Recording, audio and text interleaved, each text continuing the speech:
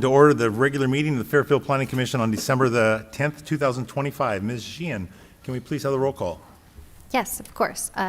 Commissioner Kennedy, Present. Commissioner Singh, Present. Commissioner Matthews, Present. Commissioner Reese. Oh, sorry, Commissioner Greavy. Present. Commissioner Reese is currently absent, and Commissioner Ollie Sullivan. Present. And Commissioner Paul has an excused absent for this evening. Thank you. All right, next is the approval of the agenda. Are there any changes to the agenda tonight? What's that? Oh, sorry. Sorry, guys. Pledge of Allegiance. Commissioner Greavy, will you please lead us? I flipped, I'm sorry. Sir, join me.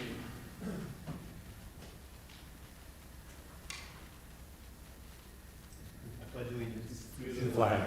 of the United States of America and to the republic for which it stands, one nation, under God, indivisible, with liberty and justice for all.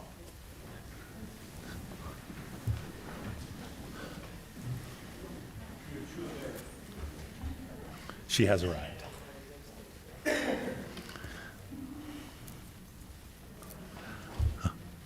All right. That was a little bit of a delay. So now we will go on to the approval of the agenda. Do we have any changes?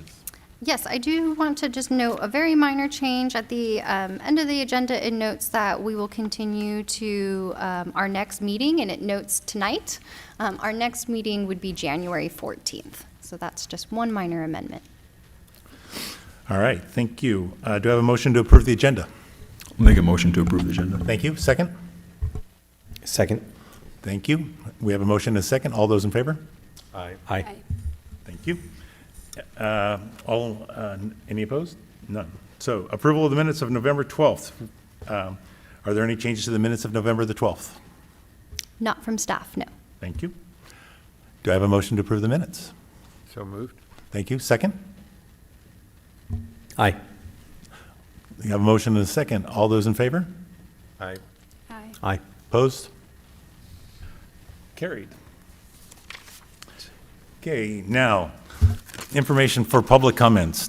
This is the time for the public to speak on items that are not on the agenda but within the jurisdiction of the Planning Commission, provided that no action may be taken on off-agenda items except as authorized by law.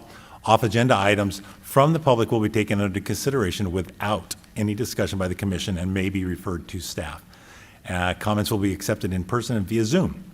Public comment instructions are, if you want to speak on an item, please complete a speaker's card and give it to the secretary before the meeting or at the latest prior to the time for public comments on that item. If you're joining via Zoom, please use the raise your hand feature or press *9 on your phone to request to speak. You will be called on by name and you'll have 3 minutes to speak. I will now open the public comment period.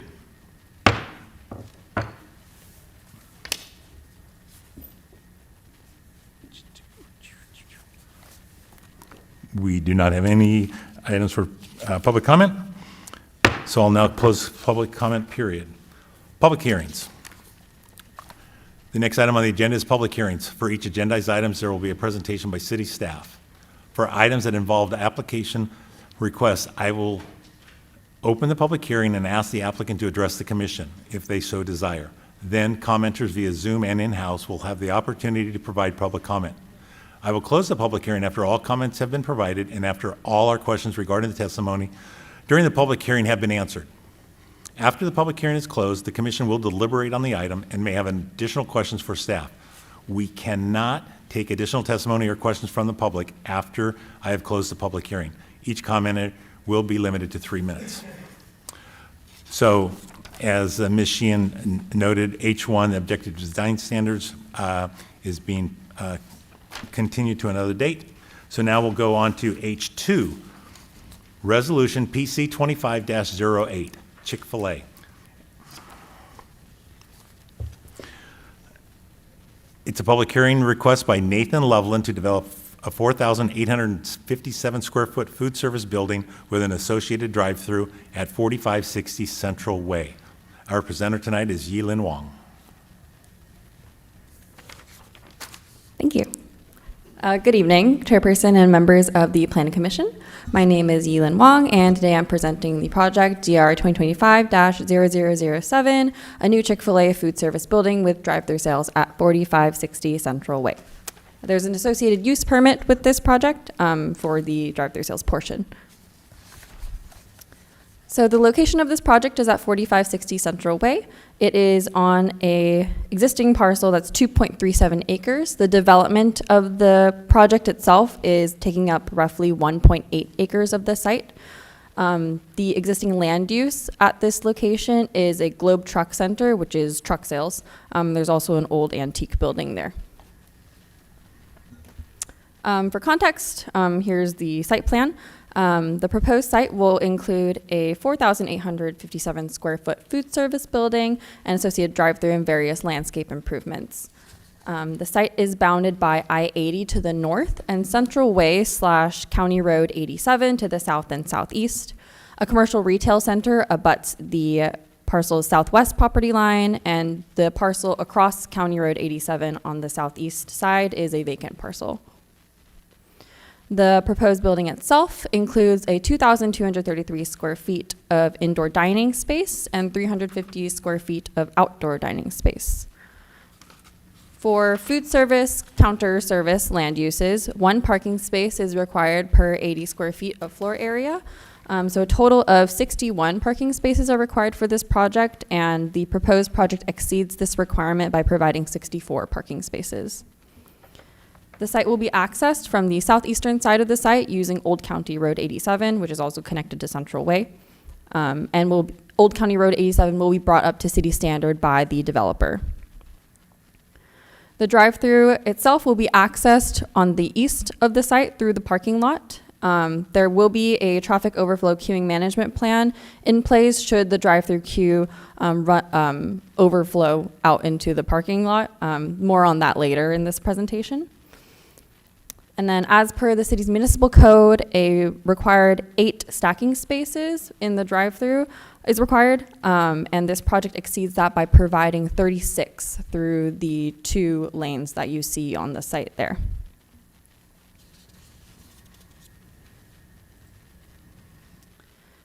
So the project parcels to the south, east, and west of the site are all zoned CR or regional commercial, and they all also have the general plan land use designation of highway and regional commercial. I-80 abuts the northern property line, so there's technically no zoning designation or general plan designation there. And the project site itself is also both of those, so regional commercial, CR, and highway and regional commercial from the general plan land use designation. Areas with the general plan land use designation of highway and regional commercial typically include highway-oriented retail and service uses that exceed the market area. So this project being a drive-through fast food is consistent with this land use designation. So landscape-wise, the project proposes a mix of evergreen shrubs, grasses, and crushed stone ground cover. The majority of the existing trees on site will remain. There are proposed to be 6 trees removed, and those are unprotected trees. So a total of 39 trees will be planted on site in addition to that, with 5 of them planted along County Road 87. The development also meets our parking lot tree requirement, which requires 1 tree per every 8 stalls in the internal parking area. And here you can see the building elevations. I'll go through each of them. Here's the south elevation. So this is what you'll see from the parking lot. Here's the north elevation. So this is what you'll see from the freeway. And then the west and the east. A traffic assessment was submitted from the applicant, and it analyzed the queuing data from other Bay Area Chick-fil-A restaurants. And the assessment showed that the maximum queuing on a weekday is 25 vehicles. Our site accommodates 36 vehicles in the drive-through queue lane, which will comfortably fit the anticipated maximum queue for a weekday. And then for a weekend, the study shows that the maximum queue is 34. Again, the 36 that is accommodated on site should comfortably fit all of those vehicles. And again, to reiterate, we do have a overflow queue management plan. And this plan will be implemented should the vehicle queuing extend beyond the allotted vehicle queuing spaces. So when implemented, the plan calls for Chick-fil-A staff to place traffic cones in the center of the drive aisle to delineate the extended queue lane, and signs will be placed at entry points to indicate the new queuing pattern. The lane used for overflow queuing will not impede customer parking, as the stalls you see highlighted in yellow will be designated as employee parking, and you see the highlighted blue is where the additional queuing will be for the overflow plan.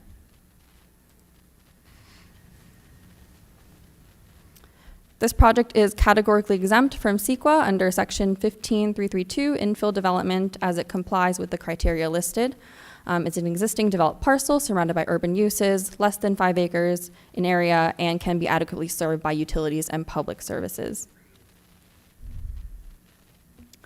And so part of our development condition package, we do have some key development conditions, one of them being that overflow queuing management plan as discussed in the previous slide. We do have the public works conditions that include County Road 87 improvements, and so I'll go into that a little bit. These improvements include 2 minimum 12-foot wide travel lanes, a monolithic curb, gutter, and sidewalk along Old County Road, and providing a path of travel from Central Way to the proposed development frontage. And all of these conditions are, or all of these standards are to be solely borne by the developer. Architecturally, we have a condition to change the color of the parapet wall coping. So here's a reference photo here. If you remember from the previous slides, the top of that roof, which is called the parapet wall coping, was a white, so we've conditioned them to change it to an existing bronze color that's in their materials palette, just to provide more contrast for the building elevation. And then lastly, we have a condition for them to comply with the provided arborist report, just to follow the recommendations from the arborist in terms of tree protection and other procedures. We have some key use permit conditions, which include that no alcoholic beverages may be sold, dispensed, or distributed through the drive-through window. Truck deliveries are limited to be outside of the operational hours to ensure drive-through functions are not impeded. We require a kitchen ventilation system utilizing pollution control and high-efficiency filters to be employed to reduce site odors. And again, reiterating the overflow queuing management plan to ensure that parking and circulation are not impacted by any drive-through patrons. And with that, staff is recommending the Planning Commission adopt Resolution PC 2025-8, approval of the development of Chick-fil-A, DR 2025-0007, and accompanying use permit for the drive-through, UP 2025-0003. I'm happy to answer any questions you have. We have some of the applicant team here in person and on Zoom. Thank you. Great, thank you, Milan. So I'll start with questions, and we'll start with Vice Chairman Singh. Yes, thank you so much, Chair. First and foremost, thank you so much, Ms. Wong, for that presentation. It was fantastic.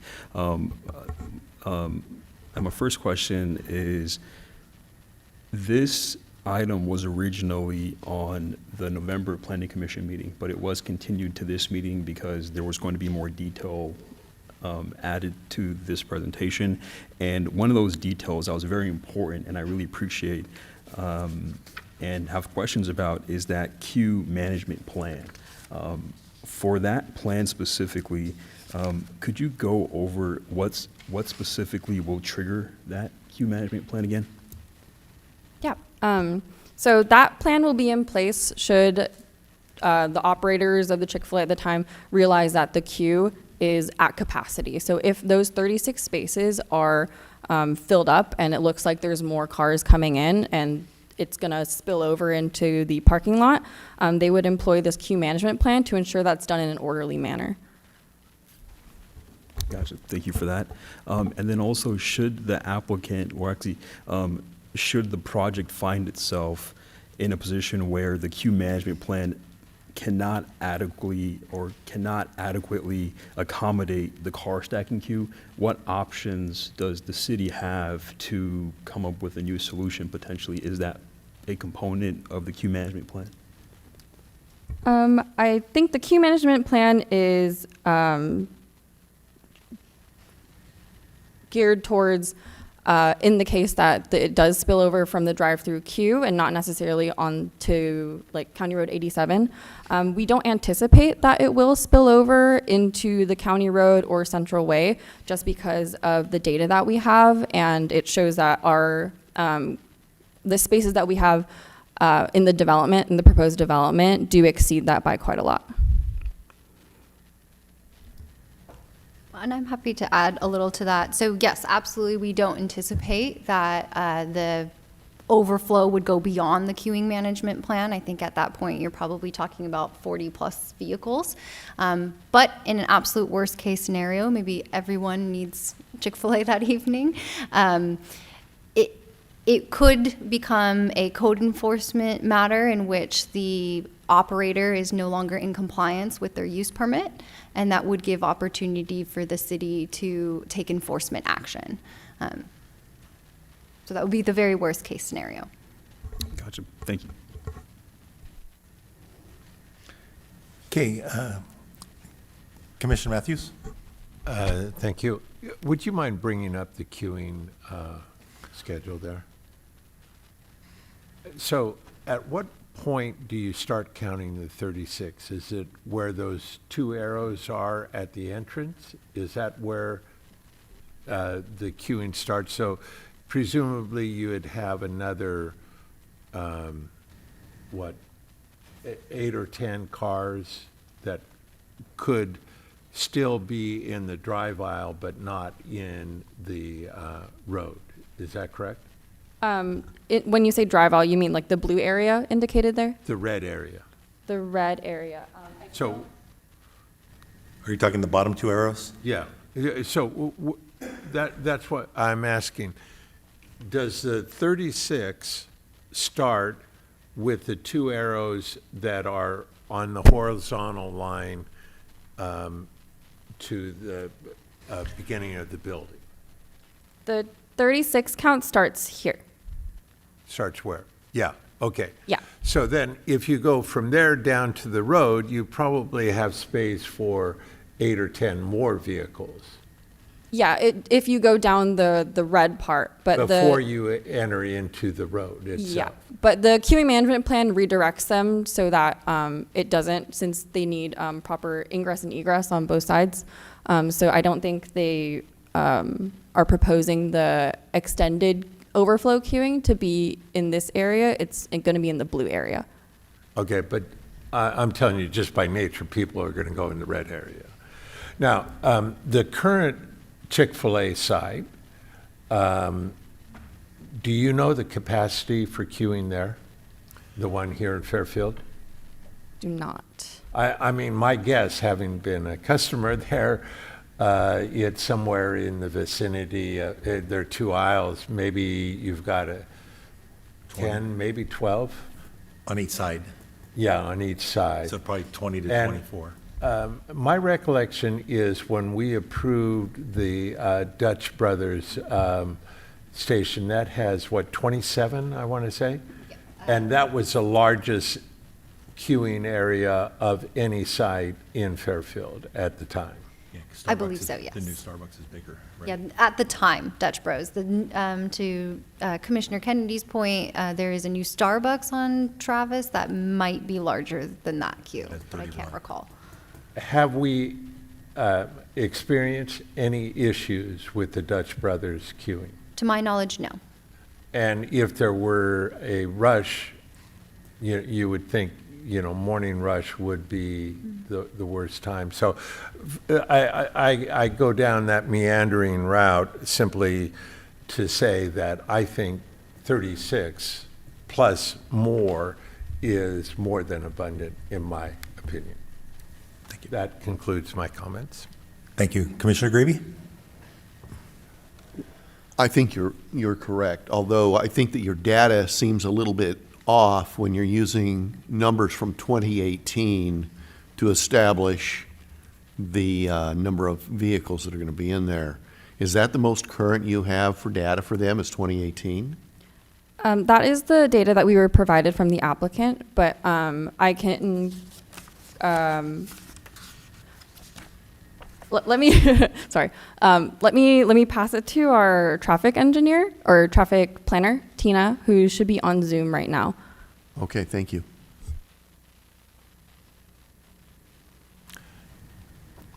Tina? Did you hear the question? Tina, please go ahead and answer. They're trying to bring her on. Hi there. Good evening. Can everyone hear me? Yes. Yeah, so that was definitely something that traffic did consider. We had asked the applicant to submit additional data, especially with data, updated data, showing queuing for locations within Fairfield, Vacaville, and I believe Vallejo has a Chick-fil-A. However, after discussing with the applicant, we understood that the data that was provided is reflective of current queuing at the moment. And I know 2018 was, pre-COVID, and a lot of, driving and car drive-through trends have changed.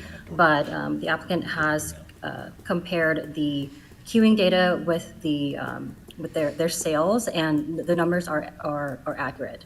I do also want to add that these locations are in cities that are either comparable to Fairfield or larger, so the numbers are more conservative. And we felt more comfortable that, if the data was still relative and comparable, then we accepted that. Yes. Thank you. Thank you. Commissioner Reese? Thank you. Commissioner Ali Sullivan? Yeah, thank you, Chair. A couple quick questions for staff and then for the applicant. First off, for staff, thank you for the report. Super helpful. Appreciate the detail that went into it. Old County Road, where is Old County Road? Because if I'm looking on Google Maps and Old County Road looks like it's a quarter of a block. So Yeah. can you show me? Let's see. It's right along here. So Yeah. this is Central Way, and then it's right. It's that. Yes. So is that still going to be a road, or is that just part of the parking lot now? It's still going to be a road. It'll be brought up to city standard. What does that road access? Dead ends. The Dead Chick-fil-A ends of parcel. the- So can you go to the parcel map then, just to show me on the parcel map? So where is it on here? Yeah. So it's this one here. Okay, I guess it's the orientation. Okay, got it. Perfect. Thank you for that.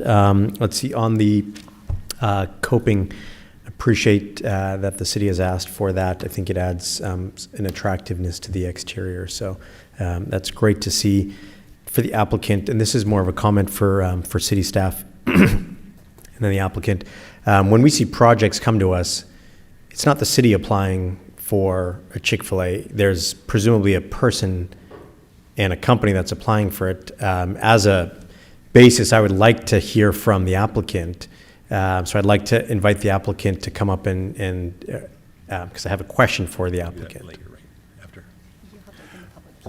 So right now, the questions are for staff, and then I'll open the public hearing, and then this applicant will address us, and then we can ask questions to the applicant at that point in time. So as part of the, from a process standpoint, as part of applications for review, there's a city component. It is not standard to have the applicant also present to the commission? During public comments. So the applicant can address the commission, but as George noted, we just want it to be part of the public hearing portion, the public comment portion. Okay, so we're choosing that. Got it. Understood.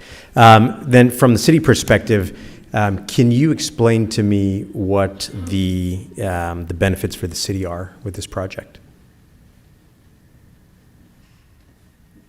Yeah. So benefits include like redesigned of this site, which is largely just like in kind of more industrial use. Sorry, I didn't know this on.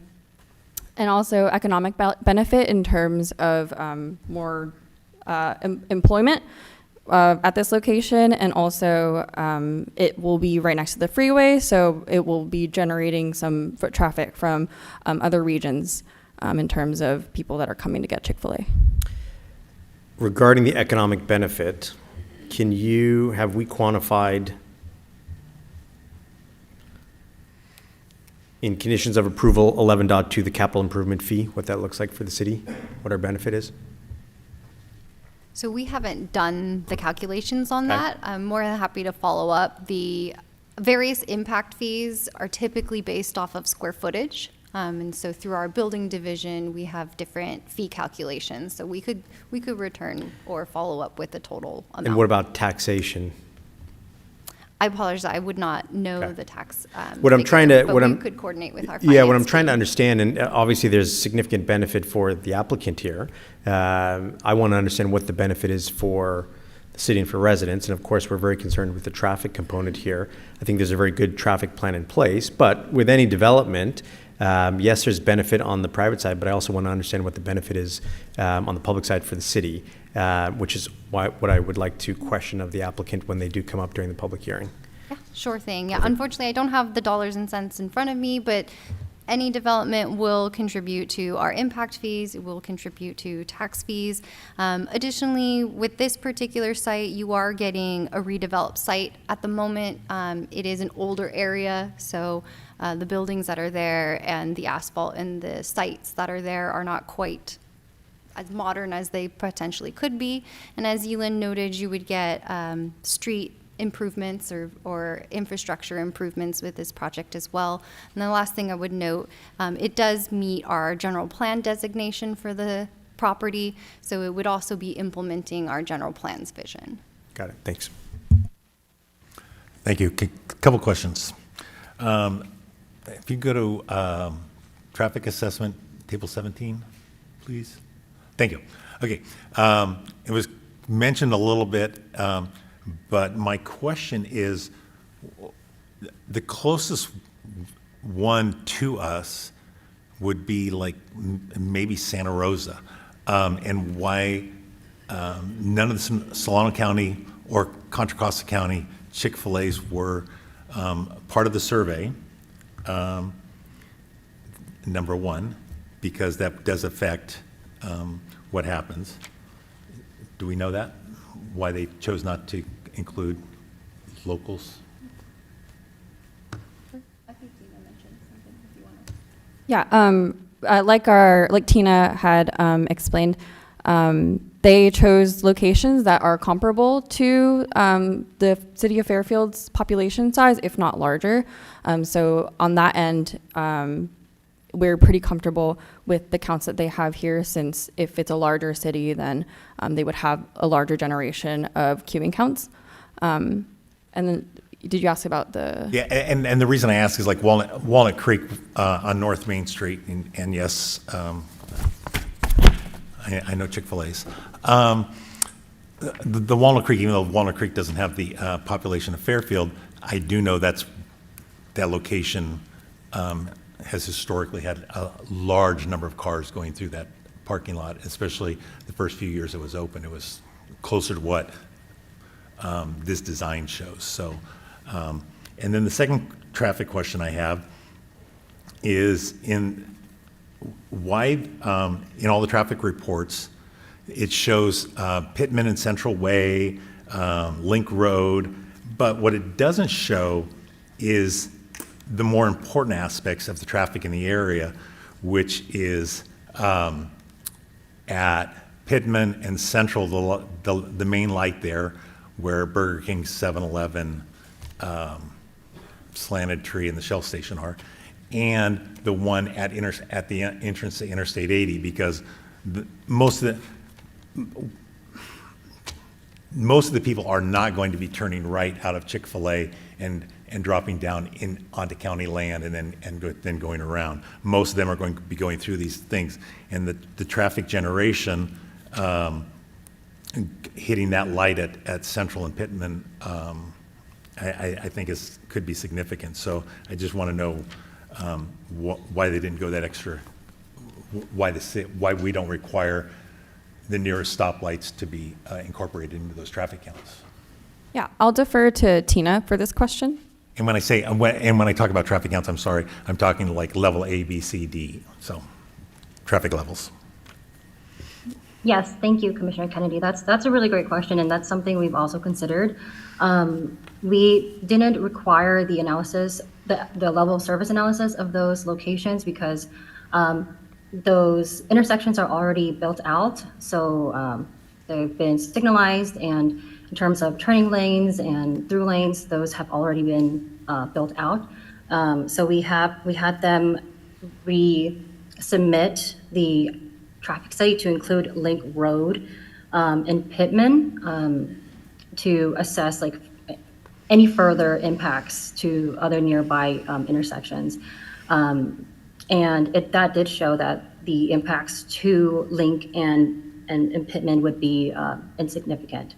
But that's a good question, and that's something that, you know, I can go back to the consultant and the applicant and, you know, request additional information like after the fact, if that would be helpful. Great. And another question, due to its proximity to Interstate 80, does Caltrans run that four-way light, or does Fairfield? I believe that's Caltrans. So and the reason I ask is that light at times with the Starbucks there and the others backs up, and a lot of I've been through there several times where cars don't make it through the light, and that's why I'm asking about these traffic generation letters. So okay, and then now another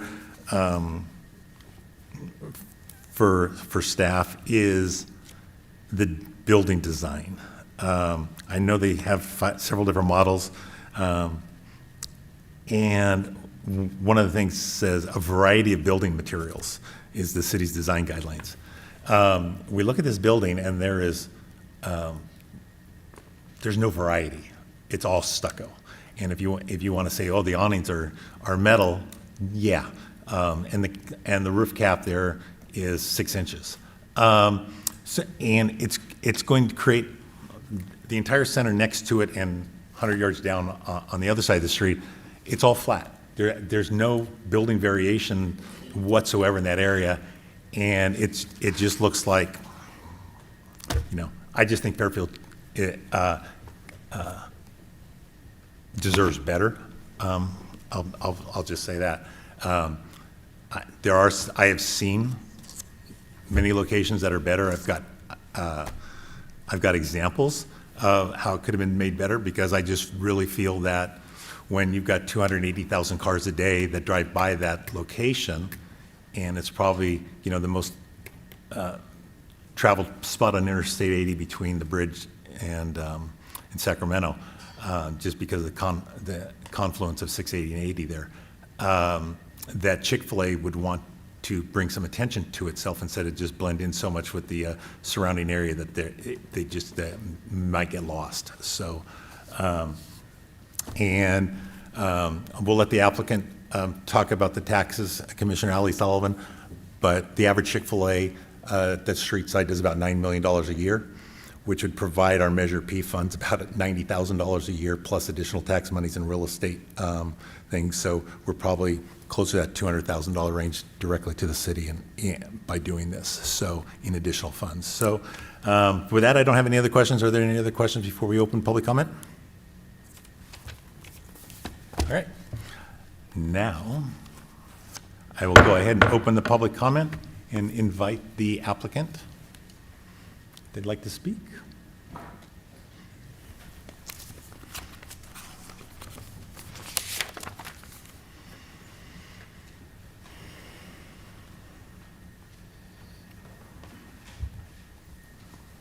Good evening, commissioners.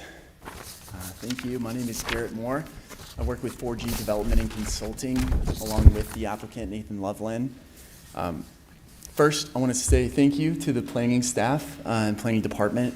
They've been wonderful to work with, and for all their hard work, not just tonight's presentation, but the months and months of behind-the-scenes collaboration that has been happening. So, Elin, you've been a pleasure to work with. Thank you. We appreciate that and appreciate your efforts in fostering a development-friendly environment while still upholding city standards and your vision for growth. So we're excited to partner here with longtime local landowner Ricky Vidge at this site to bring Chick-fil-A, or to bring the city of Fairfield this new Chick-fil-A restaurant. This restaurant's going to feature double drive-through lanes, indoor-outdoor dining options, a kids' play area, which, by the way, my 5-year-old son Zion thinks is our most important design element here, and we're really excited about it. These features all reflect Chick-fil-A's commitment to quality service to the customer, as well as operational excellence. We believe that this project does align very well with Fairfield's vision for growth and quality development, and we respectfully ask that you uphold staff's recommendation for approval here. Myself and our design team are available for answering any of your guys' questions. Thank you very much. Thank you. Don't go away. Do we have any questions for the applicant? We'll start with Commissioner Ellie Sullivan. Yeah, thank you. Appreciate that. Couple things here to start off. First off, there's obviously 2 Chick-fil-A's in the adjacent area. Do you anticipate that this is going to incent new customers, or are you going to be cannibalizing from the existing Chick-fil-A's in the area? I mean, that's a hard question to answer. We probably both, right? The hope and goal would be obviously to expand Chick-fil-A's branding to additional market, but I'm sure that there will be customers who choose to go to this location rather than the other Fairfield location due to its convenience or just where they're at. Got it.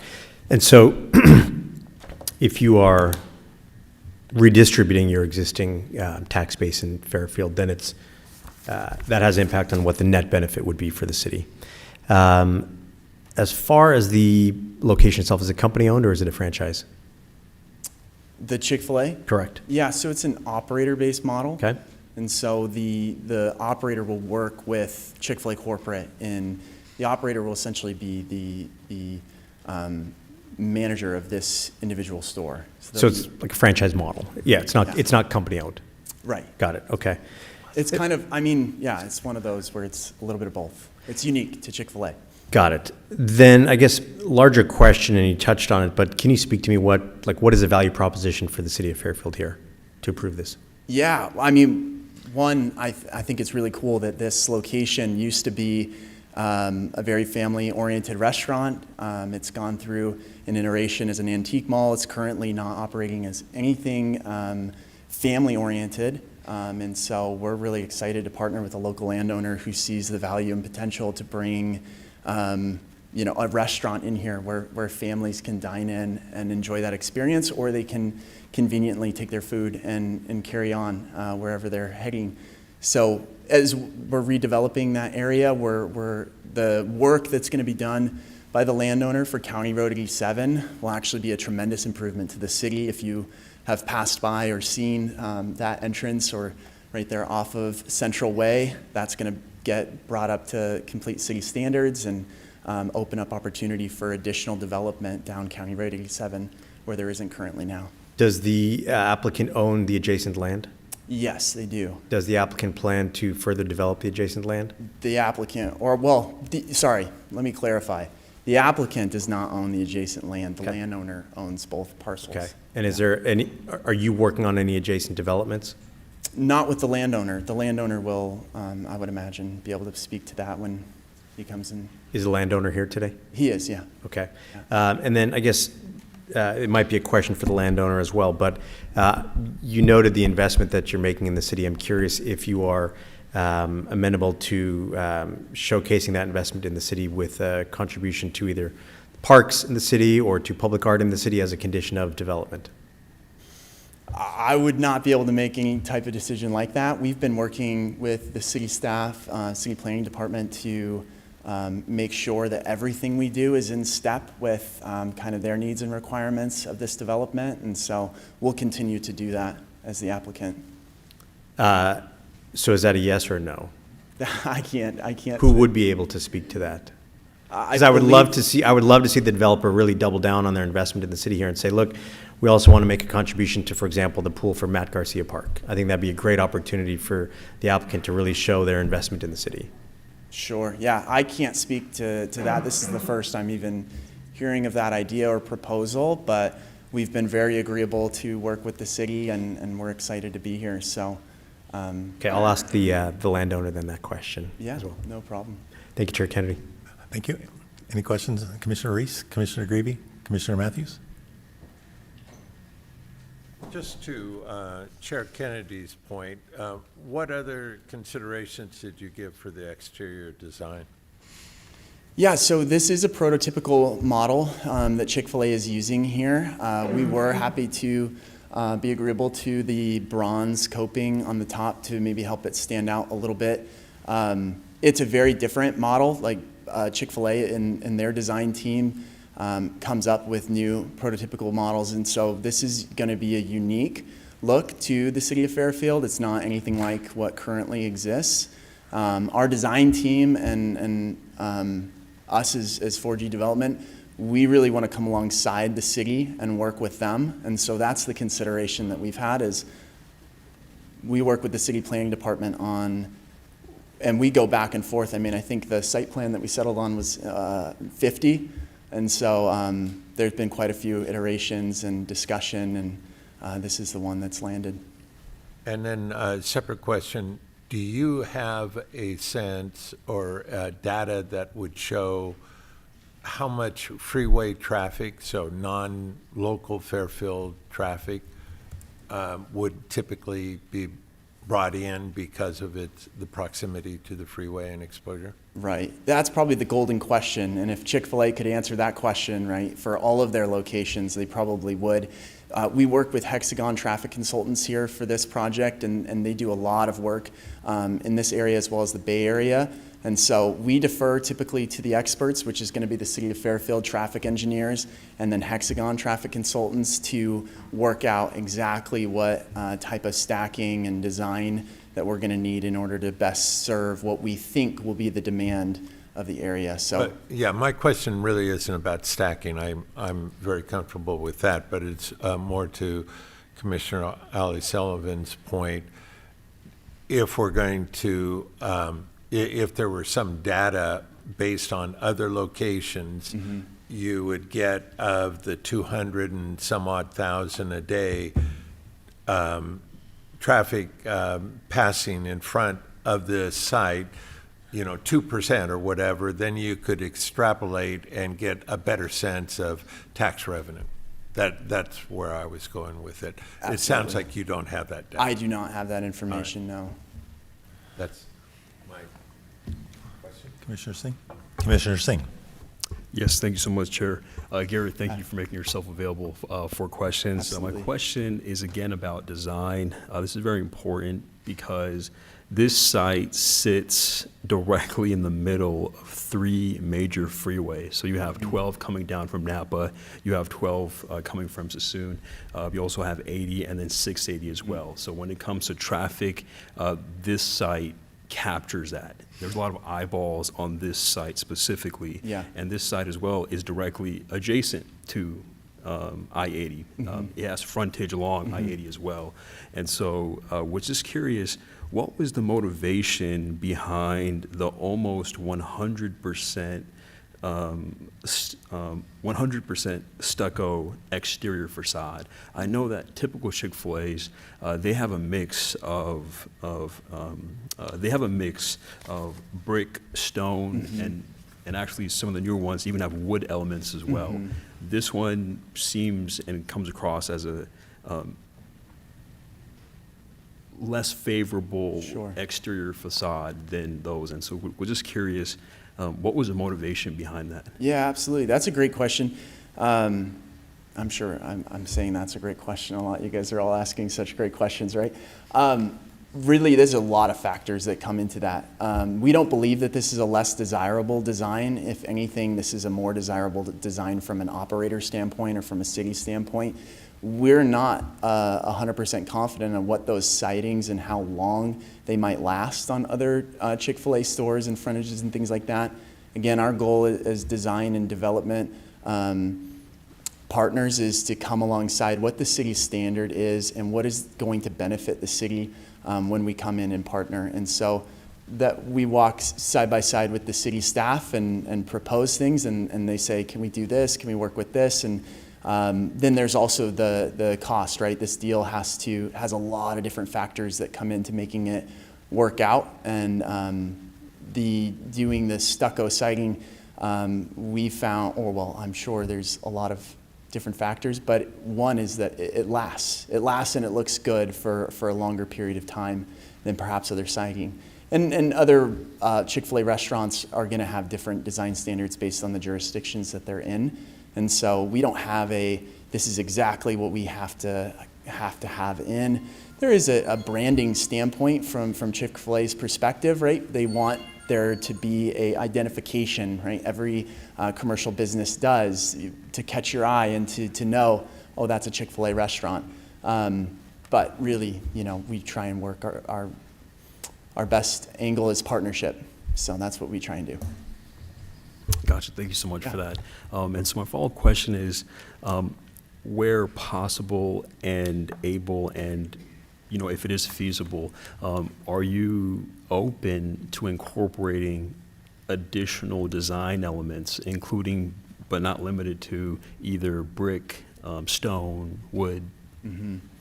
Mm-hmm. It was something that was brought up during the conditions of approval that was discussed. I believe where we're at now with the conditions of approval, everyone is agreeable, the staff and ourselves.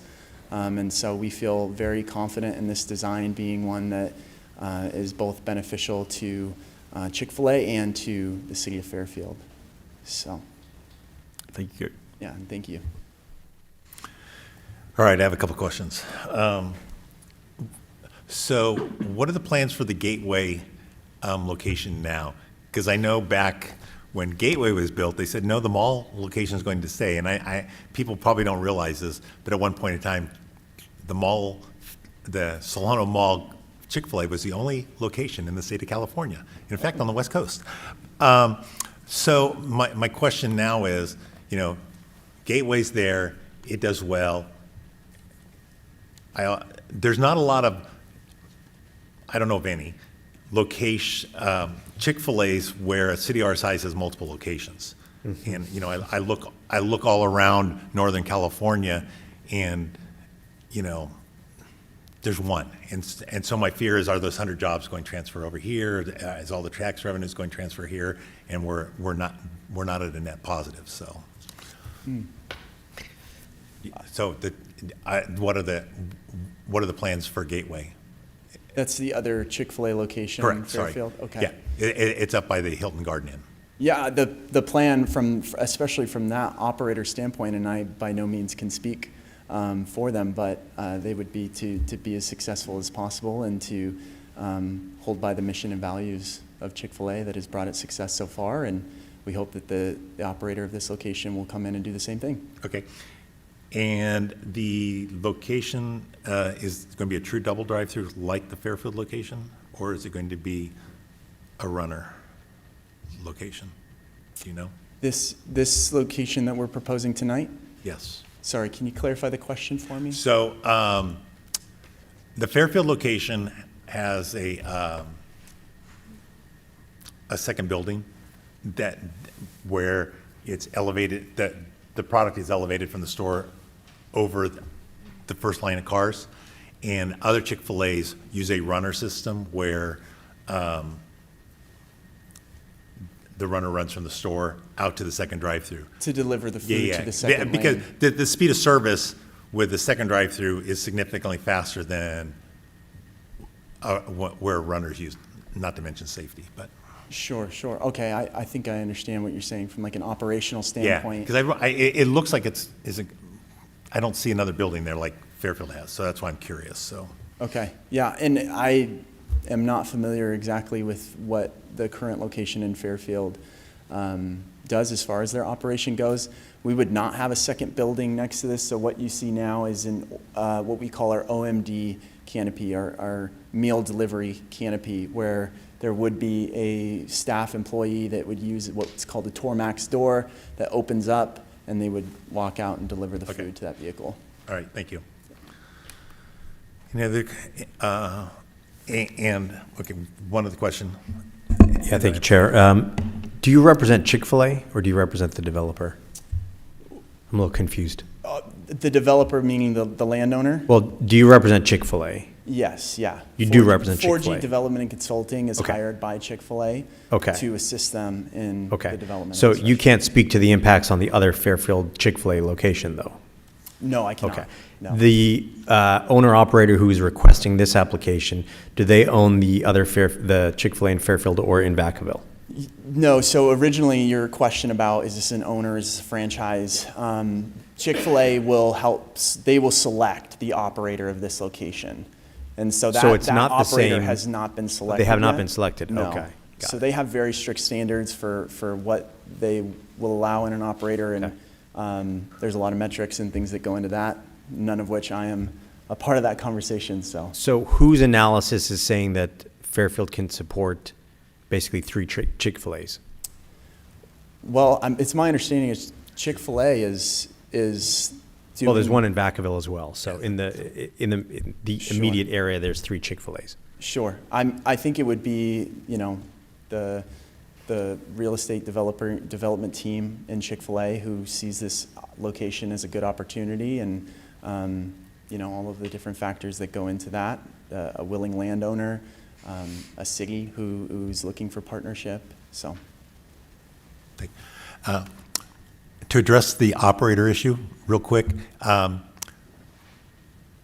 Chick-fil-A does an operator, it's a quasi-franchise where Chick-fil-A puts up the money, the operator is someone who with a great experience with Chick-fil-A, and their reward is getting this store where they share in the profits.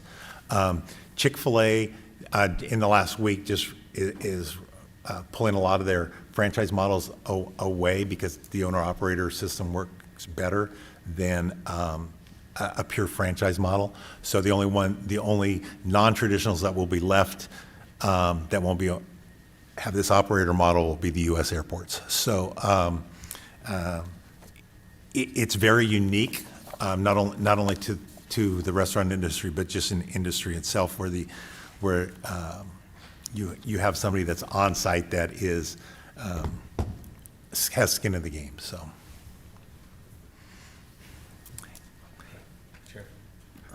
Just because there have been several questions involving the landowner, is the structure of this transaction such that the landowner is building the building and entering into a lease agreement with Chick-fil-A?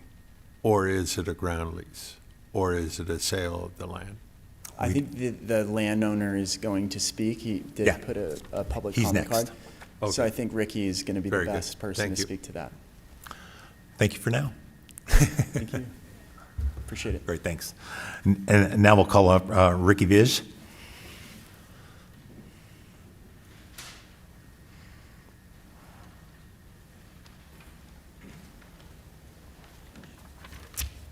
Hello, everyone.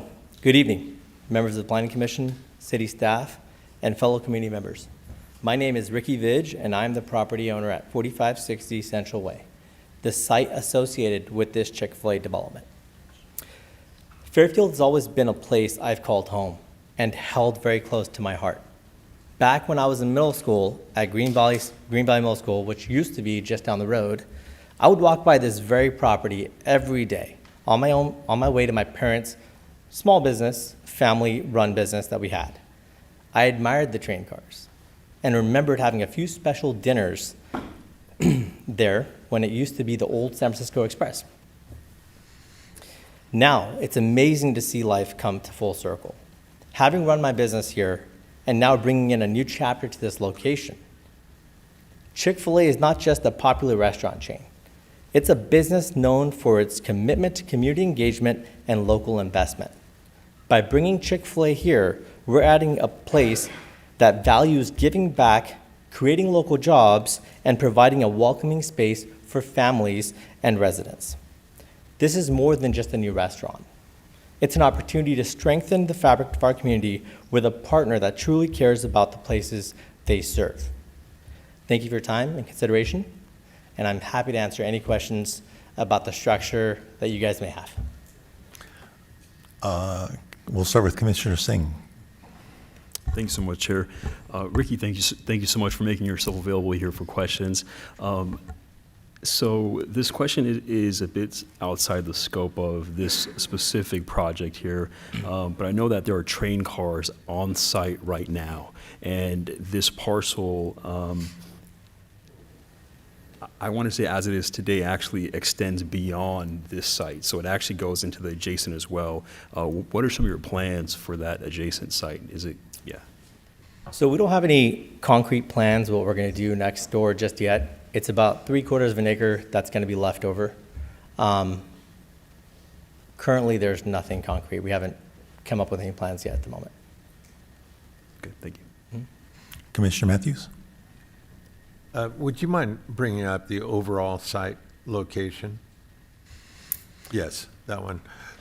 Ricky, do you own the land across the street from this as well? That section there, no, I do not. So you just have the triangle piece where it's Just- being highlighted? Correct, just the red, Yeah. yes. Okay. And again, based on the structure of the transaction, even though it's outside of the purview of what we're doing, just so we'll understand it, you're building the building and then leasing it to Chick-fil-A, is that correct? No, it's actually a ground lease. It's a ground lease? It is a ground lease, Okay. correct. And All right. 4G Development, who is the applicant, is helping Chick-fil-A develop the property Okay. as far as planning and everything goes. And again, just to be clear, right now you have no other interested prospects for the remaining triangle? We currently do not. Okay, thank you. Commissioner Greavy? Commissioner Reese? Commissioner Ali Sullivan? Yeah, thank you very much. So to clarify, when you say ground lease, you are leasing the ground to the previous gentleman who spoke to us? Chick-fil-A, we're going to be leasing, we have an agreement with Chick-fil-A. 4G Development and Consultants are, You own the land, so who is leasing? You are leasing or they are leasing? I own the land, and Yep. Chick-fil-A is going to be releasing from us. the Correct. ground, That's, yes, okay, that's Mm-hmm. my understanding. Are you aspiring to be the owner-operator of this Chick-fil-A? I don't think I qualify, and I don't plan on doing that now. Okay, so we don't know who the owner of this is going to be. The owner-occupied, The owner, the however we owner- want to, whatever phrasing we want to use, the operator, we The don't know who operator. that's going to be. From my understanding, and I can't speak on behalf of Chick-fil-A. Yeah. From my understanding, they have not chosen an operator just yet. And then you touched on the community engagement, local investment piece, and I also agree. I think Chick-fil-A is, out of fast food companies, they probably excel in that department. I'm curious, can you tell me how you see this development as a community investment? Sure. I mean, I can't speak on the behalf of Chick-fil-A again. I don't know their exact numbers, and that's kind of, that's their business. But from my understanding, Chick-fil-A's, on average, do about $9 million in sales. This location, if I was to guess, will probably have around 150 employees. If they were cannibalizing sales from the other stores, the location wouldn't make sense. So, as a savvy business person, it seems like you are, Mr. Sullivan, it seems like they've made the decision that this is a great location, they'll have a lot of employees here, they'll probably reach their targets. So I think, from a tax generation standpoint, it's probably good for our community. Okay. From a job generation standpoint, again, I'm making an educated guess, but I think about 150 jobs probably will be developed here. Will some of those be taken from the other stores? Maybe. Will they cannibalize some of the Vallejo sales? Maybe. Or Vacaville? That works in our favor. But that's kind of how I look at it. I don't disagree with any of that. I guess the question for you, same question I posed to the previous gentleman. From an investment standpoint, are you willing to make an investment in the city here as a condition of approval to include a contribution for example, Matt Garcia Park, or for other parks in the city, or for public art, or something of that sort? Sure. And I appreciate, the candor in asking that. Yep. We've been working on this project for months, years at this point, back and forth with the city. We've made a significant commitment to develop the city road, which is not a small amount that we're going to be bearing. I'm from the community. I went to school with Matt Garcia. I went to Armio, went to Green Valley. I'm all for trying to make, the city better and helping the community. We've already committed to certain things in the approvals here. If we are talking about additional requests, I'm open to discussing that because, again, I'm flexible and I want to help the community as much as I can. But some of these other expenses that we're bearing from developing this road, maybe they may make it cost prohibitive. And if we start bearing too many costs, then this project may not work. So I'm more than happy to discuss that, and we can definitely have a conversation, but it has to pencil out at the end of the day. And so if it's within the, feasibility, we can definitely talk about it. Thank you.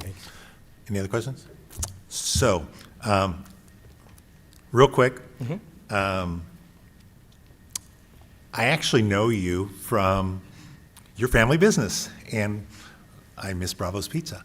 To vouch for the family, when Cordelia Tri-Valley Little League was first getting started, this family stepped up and was the first sponsor for our league.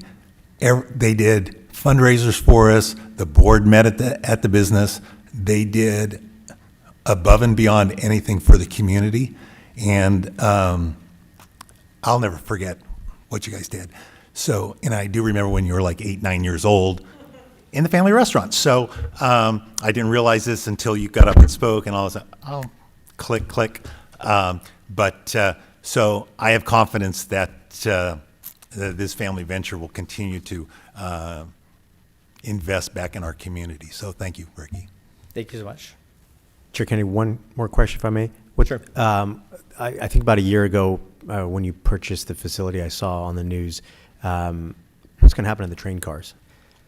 So that's still a work in progress. Okay. There's two types of cars that we have. There's box cars that are from the 1940s.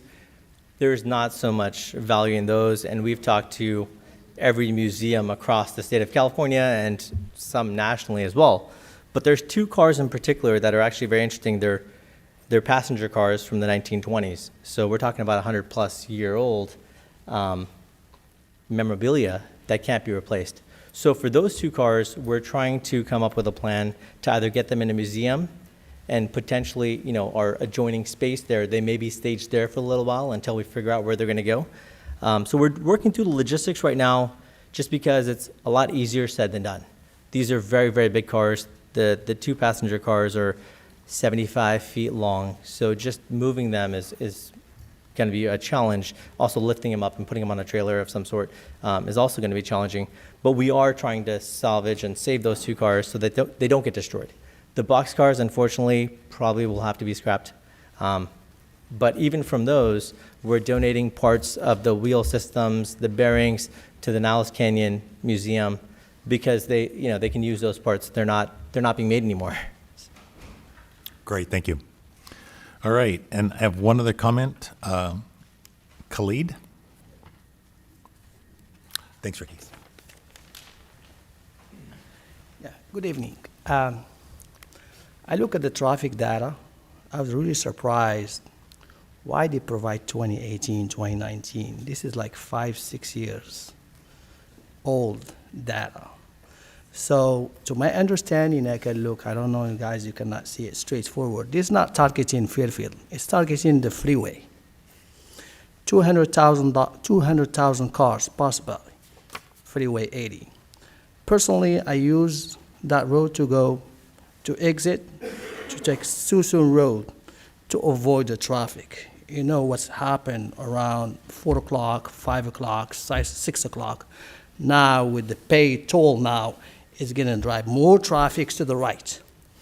Chick-fil-A has a history of causing problem to the traffic. You can check. Recently, Walnut Creek approved Chick-fil-A without drive-through. So I'm throwing this to you guys if you can study or they can implement the plan to have them have the restaurant but without drive-through. because drive-through, you're going to see spillover of cars. And I would love to have more data about the traffic to see some simulation how this will affect the user of the freeway, the people are exiting to Susan Valley Road. There are people who go to Cordelia to the school. I'm one of them to pick up our kids. This really will create a public nuisance. Great. Thank you very much, sir. Any further discussion? Any other comments? Seeing none, we'll close the public hearing and bring it back to the commission.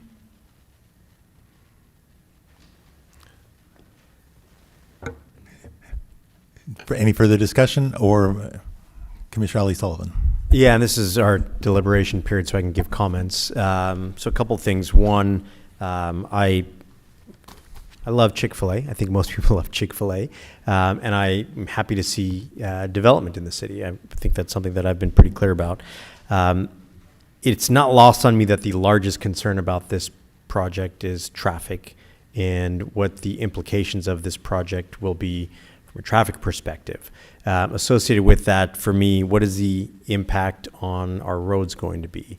What is the impact on movement going to be? I think Chick-fil-A as an entity is pretty darn good at figuring out the flow on their property, right? Better than most. But what are those sort of secondary and tertiary impacts of all of that traffic going to be on the city, which is why I was asking what the benefits are for us. To be able to quantify the tax basis would be very helpful for me to make a decision as you're thinking about the impact of these projects. Additionally, I appreciate the applicant being willing to, take my question regarding contributions for the city. I would direct city staff, I think, as we look at these projects, I, as commissioner here, I'm very cognizant of what is the value proposition, right? Again, I'm pro-development, but I'm not just here to rubber stamp projects. And so I really want to see what that tangible benefit for the community and for the city is going to be. And I would like to see beyond, did you have the correct number of parking spaces? Do you have the correct fire department hookup? Contributions, as I said, for parks, for public art, for the libraries, right? These are things that we have as tools as a city to ask developers. One could say that maybe it's, inappropriate for me to be asking the applicant tonight for the first time, which is why I'm directing city staff. I think as I continue to see projects come, I would like to see that as part of the conditions of approval for these types of projects and similar projects. And then I also would like to see, the clear, quantifiable impact from a financial perspective of these projects, because I think that makes it easier to say yes or no to something when you're actually able to determine what that benefit is. So those are my thoughts on it, my comments. I'm curious to hear what my other commissioners have to say. The final thing, Chair Kennedy and Vice Chair, I appreciate both of your comments. Vice Chair Singh, I appreciate your comments on the design, because I had not thought of that. But as you look at it, with full respect to the architects that put this together, it's kind of a lazy design, comparatively speaking to other Chick-fil-A's. And as Vice Chair, you mentioned the amount of eyeballs on this confluence of three major freeways. It's a unique opportunity to have something somewhat unique here as a showcase. And the design is somewhat lazy. It meets the requirements. And so again, to city staff, I think we should also be looking at how do you meet the requirements plus one, right? Like, how do we push our developers to have really interesting, unique, not lazy projects? And this, to me, is kind of a lazy project. Thanks. Thank you. Commissioner Reese, any other comments? Thanks. Commissioner Gravy? Thank you. Everyone is very focused on the money and what it's going to bring in for this community, and that's all wonderful. But I'm kind of surprised there aren't more people from Green Valley here tonight. You go and you put in a nice place for people to live with 300 units, and everybody shows up and complains about the traffic. You bring in something like Chick-fil-A that can handle 50 cars in a row, and you multiply that over all of the numbers that are going to go through there in a day, and we're pushing it all into one intersection. This is the real problem. This is the real issue. The real issue is, I think Chick-fil-A is a great organization. I think that the family that wants to put this together is fantastic. That's not my issue. My issue is, how are we going to handle the traffic flow? And you're not. You can't do it, not with what we have right now. Thank you. Commissioner Matthews? Frankly, I think they've addressed the issue of the traffic management, the issue of how will those intersections up above is really what I think Commissioner Greavy and others are responding to. All said, I'm supportive of this project, and when the chair is ready, I'm prepared to make a motion. Thank you. Commissioner Singh? Yes, thank you so much, Chair. Just want to say, this operator itself, a Chick-fil-A, they are buttoned up. They understand operations, they understand staff, and there was a comment that they are going to bring north of 100 jobs into this area. They are going to redevelop this site. This is positive movement here on the site. And for the landowner himself, this is a local resident who went to Green Valley Middle School, upgraded to Armio High School, and it appears to me stayed in the local area and did everything possible to continue to invest into the community that he grew up in. And so those are great positive factors. It gives me reassurance that from an ownership and project perspective, there are good operators behind this site. The design, in my opinion, is lacking. The stone, the wood, the brick elements would be appreciated here, but I understand the hurdle for that. You guys are improving Old County Road, and actually, as my fellow commissioner said, it doesn't look like a road right now. And so I imagine the costs to improve that road and to make it into a permit final condition that's satisfactory to that is satisfactory, there we go, to the city is going to require a cost. And so with that, I'm ready to make a motion here as well, and I am supportive of this site and project. Thank you. And just a quick reminder, the only reason this project is literally before us, because it is a permitted use for the land, is that it has a drive-through. And so because 10, 12 years ago, the council, anything that had a drive-through had to come back for permission. It wasn't just permitted use. So this conditional use permit is technically based on the drive-through. Knowing Chick-fil-A, understanding queuing, and as part of my consulting business, I understand queuing very well. I think they're meeting the qualifications. Do I like the design? Absolutely not. Am I willing to vote no because I dislike the design so much? As Commissioner Ali Sullivan, it's very lazy design. When you can look at Springfield, Missouri, you can look at Seattle, Washington, some of the unique designs they did to make the community better. Like I said earlier, Fairfield, I believe, deserves better, but I will be supporting this project as well. So, Chair, sorry, if before you entertain a motion, I do just want to add one tiny bit in terms of the community contributions that Commissioner Ali Sullivan is suggesting or potentially entertaining.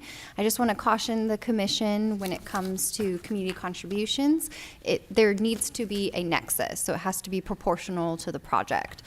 So, hypothetically, you couldn't ask Chick-fil-A to build a park, 30 miles down the road. It has to be a proportional to the project that is being proposed. And with that in mind, I do want to identify that the city does have a variety of impact fees that go to several different, as you could title them community contributions. So for example, we have AB 1600 impact fees. So you would be paying public safety fees, you will be paying urban design fees. So there are a variety of different development impact fees that through a fee study adopted by the City Council has a proportionality to new development. So I do just want to emphasize that. It's not to say that you can't make comments. I just want to caution a little bit if there were to be a motion to include a condition for a specific kind of contribution.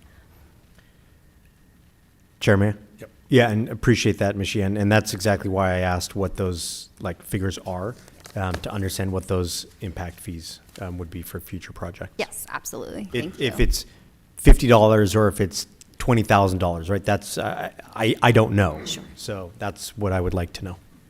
And I think that's something, I brought up a couple meetings ago about an arts fee and such.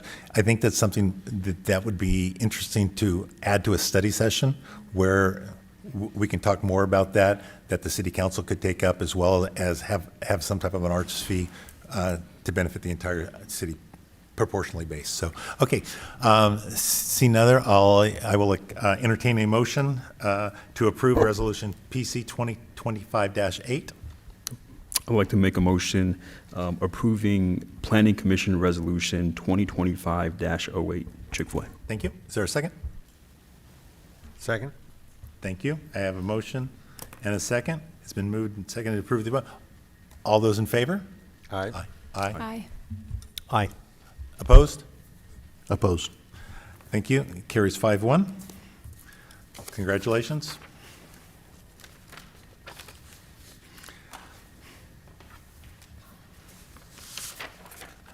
And now we will go on to H3. Chair? Yes, sir. And Because I live in close proximity to some of the parcels under this location, and because my employment is involving parcels very close to these, under advice from city attorney, I am going to recuse myself for the next great. Thank you, sir. session. Have a good night.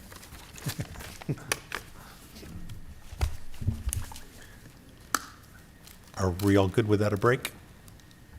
Okay. All right.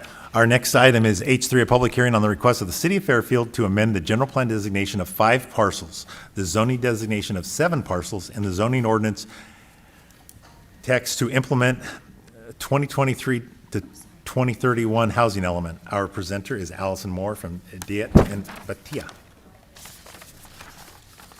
Good evening, Allison. Good evening, Commissioners. Let me just start this. All right. Good evening, Commissioners. My name is Allison Moore. I'm an Associate Principal at Diet and Batia, helping the city with its general plan implementation. This evening's presentation will largely follow what I presented at the November 12th Planning Commission hearing.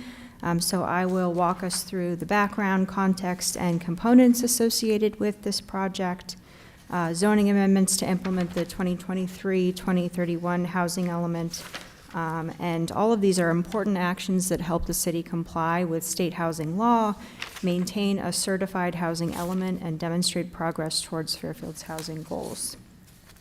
So Fairfield's 6th cycle housing element covers the 8-year period between 2023 and 2031. It was adopted in February 2023 and certified. Certification means that it was determined to meet the requirements of state law by the California Department of Housing and Community Development, or HCD, in April of 2023. And there are really 2 core components of the housing element. The first is the site's inventory. That's a list and maps of land that is suitable and available for residential development to meet the city's regional housing need, and that is by income level as well. A robust level of analysis is required to demonstrate the suitability, including its physical features, location, zoning, environmental constraints, and others. The other important component of the housing element is the Housing Action Plan. That is the city's roadmap to implementing its housing element goals. These include programs that increase housing production, affirmatively further fair housing, and expand housing choice across neighborhoods. So as I mentioned, the site's inventory details sites where housing needs across income levels can be met. Fairfield must plan for a little over 3,000 additional housing units in that 8-year period. Lower income sites in particular must meet additional requirements for site size, density, and other criteria. And while Fairfield did meet most of its overall RHNA requirement through existing projects and appropriately zoned sites, there are still a few where it fell short of its lower income RHNA requirements. So if the inventory demonstrates that there's insufficient sites to accommodate RHNA for any income category, so this lower income category, the housing element must identify sites for rezoning to be included in a program.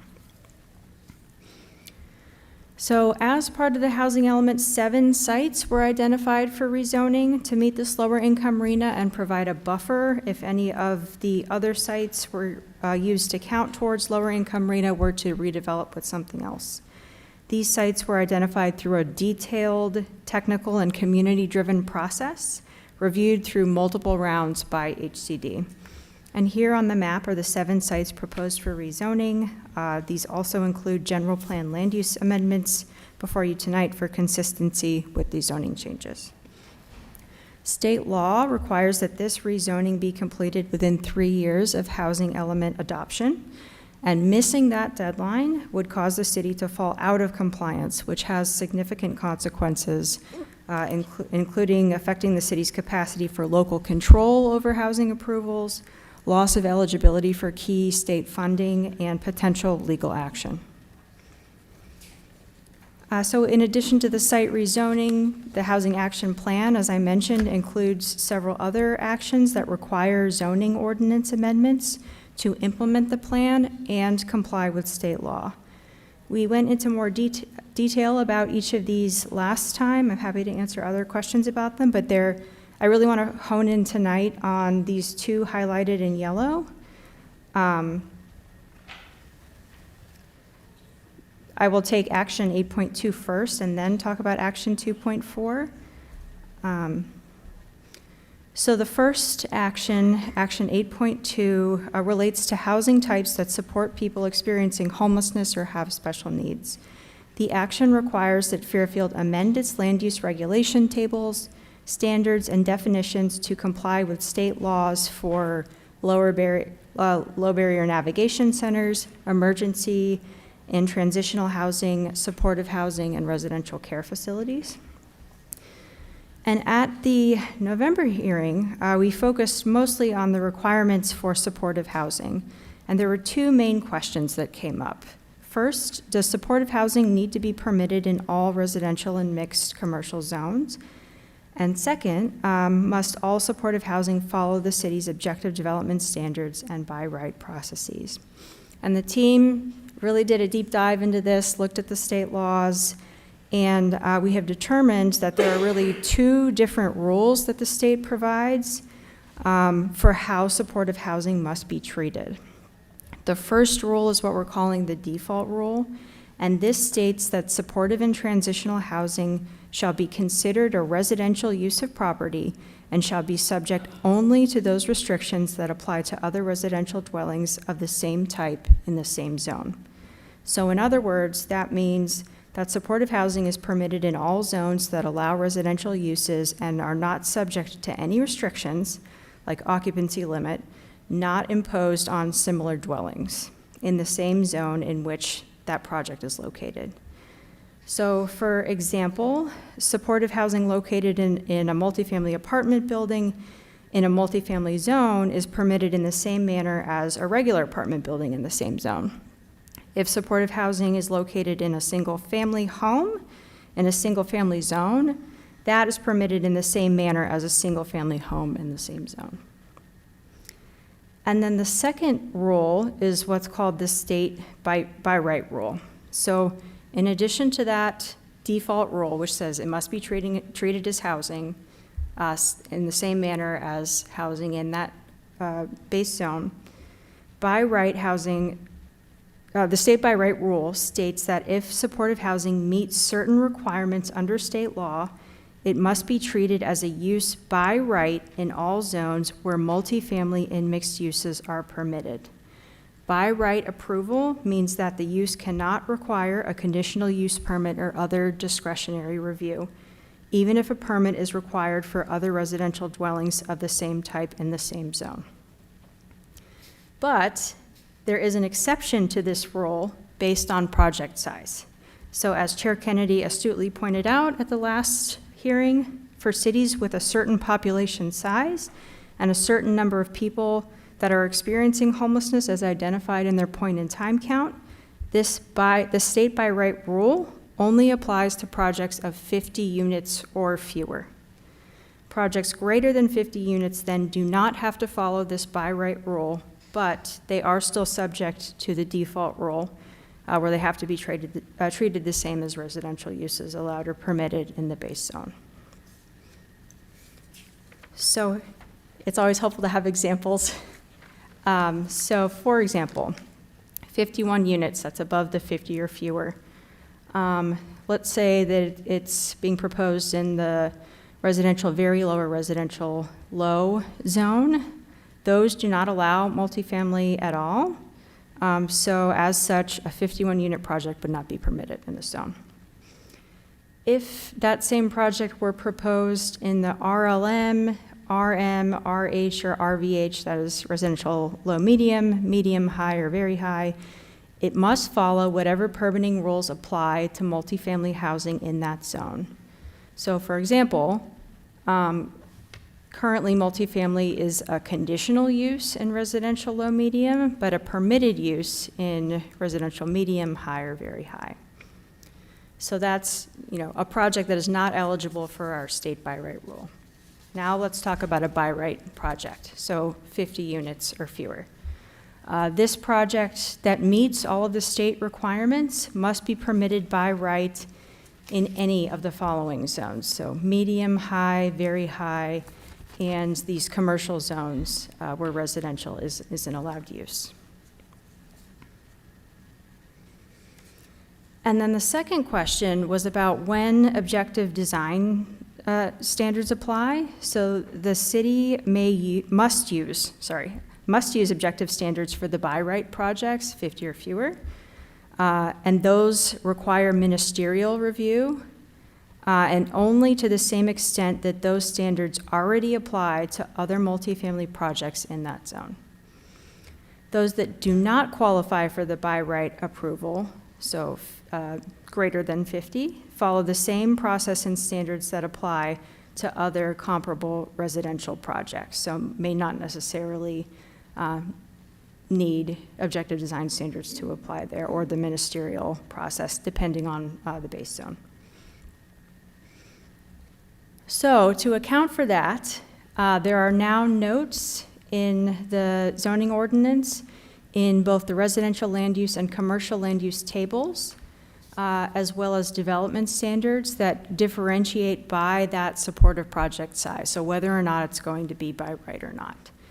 And then the notes in those tables reflect what I just talked about, the default rule, which states that it must be the same, must be treated as residential use, and if it is by right 50 or fewer, then it must be approved ministerially.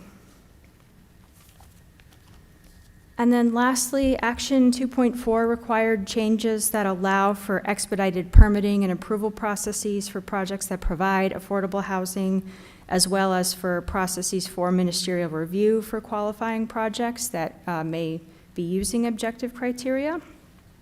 And the changes to implement this action now go through each eligible housing law, clarifying the applicability of ministerial review and review specifics for each of those laws. So rather than create one general process, the changes now align with the state's minimum requirements, including for department review only for compliance with those objective design standards for eligible projects. And Maylee can speak more if you have any specific questions about that. And then just overall, the environmental review for this project. For rezoning and zoning ordinance amendments, CEQA is not required per SB 131 and other provisions for actions of this type. However, associated general plan amendments do require environmental analysis. So an addendum to the 2024 General Plan and Climate Action Plan, EIR, was prepared, and no new significant impacts were found. So to close, staff's recommendation is that the Planning Commission adopts the resolution recommending City Council adoption of the general plan amendments, the zone changes, and the zoning ordinance amendments to comply with the city's adopted housing element. Thank you, Allison. Real quick, I want to thank you, thank staff, because I kind of opened a hornet's nest on this thing, and you guys went very deep diving into this and turned it around very quickly, because as I've been on the side doing my own research, it's amazing how many of these Senate bills, Assembly bills, I mean, there's a new one that just got signed a month and a half ago, that they contradict each other. So having to dive through this was a very tough job by you guys. I appreciate it immensely. And I want to clarify, there were some things online, and before I get to questions here, that there were people in the public that thought this was an intentional type situation that the city was trying to put over on everybody. And I want to clarify that under no circumstance do I believe that this was intentional by planning staff or anybody in the city. As you look at these laws, the lack of clarity that the state has done on this is absolutely ridiculous. And the state has hijacked so much of what California cities and their ability to implement proper zoning and planning for their individual cities, that some of these laws that we think, oh, you know, it's designed for LA, it's designed for San Francisco, not for cities of our size. LA was against this. San Francisco was against this. Our cities our size are against these things because they're trying to put the entire state under one type of zoning where they can start controlling everything from us. So again, I want to thank you, and remember that a lot of these issues, if you don't like it, it's not what the city's causing, it's what Sacramento's causing. So when you're done here, let your assembly people and state senators know that cities should have a right to plan their cities to be the best they can be. So with that, I'll go to questions. Sorry. Any questions? We'll start with Commissioner Reese. I was just going to say I appreciate you bringing this information back to us. Yeah, thank you. Commissioner Greavy? I appreciate what you did. It was truly a deep dive. I hope that it provides the clarity that creates not animosity, but cohesion with the community going forward. Commissioner Singh? Yes, I just want to co-sign, Chair, your comments, and then as well as my fellow members on the dais, Commissioner Reese, and then also Commissioner Greavy. Allison, question: what would happen if the city did not update its code to comply with the state law as well as the Assembly Bill 2162? Do we have a view on that? That's a good question, Commissioner Singh. So this, as you know, Chair Kennedy mentioned, this is an issue that other jurisdictions have also struggled with. HCD has what is called a housing accountability unit, where they can send letters to cities that do not have compliant laws and even bring forth lawsuits if they're not compliant. So there would be consequences if HCD did find that projects were not in compliance with state law. Thank you. Yeah, and I'll just kind of piggyback on what Allison said, and I think you mentioned it in your presentation as well.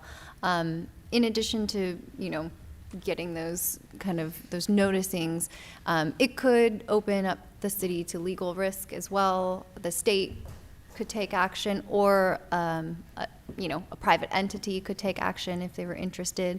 Currently, the city has a pro-housing designation that would be at risk of being revoked. That would reduce our eligibility for some grant funding. And then at the moment, we are on the typical housing element cycle. So the state requires that we adopt a new housing element every 8 years. Should we fall out of compliance, we could be put on a 4-year cycle instead. And then the last thing is, in kind of worst case scenario, the state could revoke the city's jurisdiction over our housing, so that they could make it to the point where if it was 51 units and plus, it's permitted by right. So they could take that, that oversight away from us if, you know, again, worst case scenario there. What's the city deadline? I apologize. We're going to wait till public comment. We can't receive comments straight from the crowd. Thank you so much for that. Great, thank you. If you, questions on earlier on the 7 parcels, if you could go back to that table, please. Yep. And on sites 5, 6, and 7, East Tabor, Heath Drive, and East Tabor, were these initiated by the property owners? And if not, what are the property owner? Did we contact the property owners about adding this to changing the zoning from high density to very high density? Yeah, so this was noticed and at the November hearing, I believe. I'm not sure about this time around. Yes, it was. So they should have received notification that these rezonings would be happening. The housing element process was also very thorough, lasted a few years, and engagement in that was really comprehensive as well. So none of these sites should be a surprise. HCD has seen them, the public has seen them.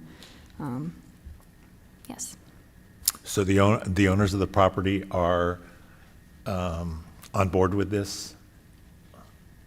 I can't speak for all of the property owners, but I haven't received comments from any of these property owners against this. And to Allison's point, these sites are already identified in our housing element, which was adopted several years ago. So we would have done noticing at that time, and then we did additional noticing this round as well. Okay. I'm always concerned about private property rights, so. Yeah. And then just one more note, our rezoning does not mean that it requires the owner to develop. Yeah, it's just. Yeah. Got it. Okay, thank you. And then we will now go to public hearing. And we will start with, I have several cards. So we'll start with Carol Haddock, followed by Rick Johnson. Thank you. Well, a lot of the questions I had were answered in that presentation, which weren't coming from the November meeting, is this a may or is this a must? And I understand it's a must. That's unfortunate because I agree with Chairperson Kennedy that the state has basically hijacked all the cities and the homeowners who have, their biggest investment is their home, and that's just a shame. Definitely we should contact the state legislators on that. And residents need to be heard. And I know a lot of things that come through Planning Commission, most people are not aware of, to go to the website and even understand what it is you guys are voting on. Chick-fil-A, I think everyone knows, but this is pretty complicated and heady stuff. And it's hard to read it. So really, when you're changing zones is the only time that the citizens can come in here and say, hey, wait a minute, put the brakes on. And we really need to do that. We were not given the opportunity to really understand what that was in June when you rezoned next to the Texas Roadhouse to mixed commercial from commercial, which is why we have our referendum and petition out to overturn the city council's decision to put permanent supportive housing in there. We actually could have come back and overturned your decision because it was improperly done in June. It was done out of order because Danco basically did a breach of contract, which shows who they are, and did not do the public outreach. So people didn't even know what it was. So it slid through under the radar, and you rezoned to mixed commercial in North Texas area, which jeopardizes the businesses, it's the safety of the residents, and the value of their homes. Really, unless you're prepared to go to council and ask for an increase in budget to cover the services that are going to be needed to, for the extra police, the increase in crime, the residents are going to have to pay for it out of their pockets. And that's what's going to happen with this type of permanent supportive housing. Not the other ones, but the permanent supportive housing. And it's just a shame. And, we have to do better to communicate to our residents what you all are doing here and what a zoning change means and the ramifications of those decisions. So I'm going to ask you again to really consider whenever you do a zoning change, the responsibility you have to the homeowners for, the value of their homes. Really, it's just the safety of their family, their children, and, their health and wellness.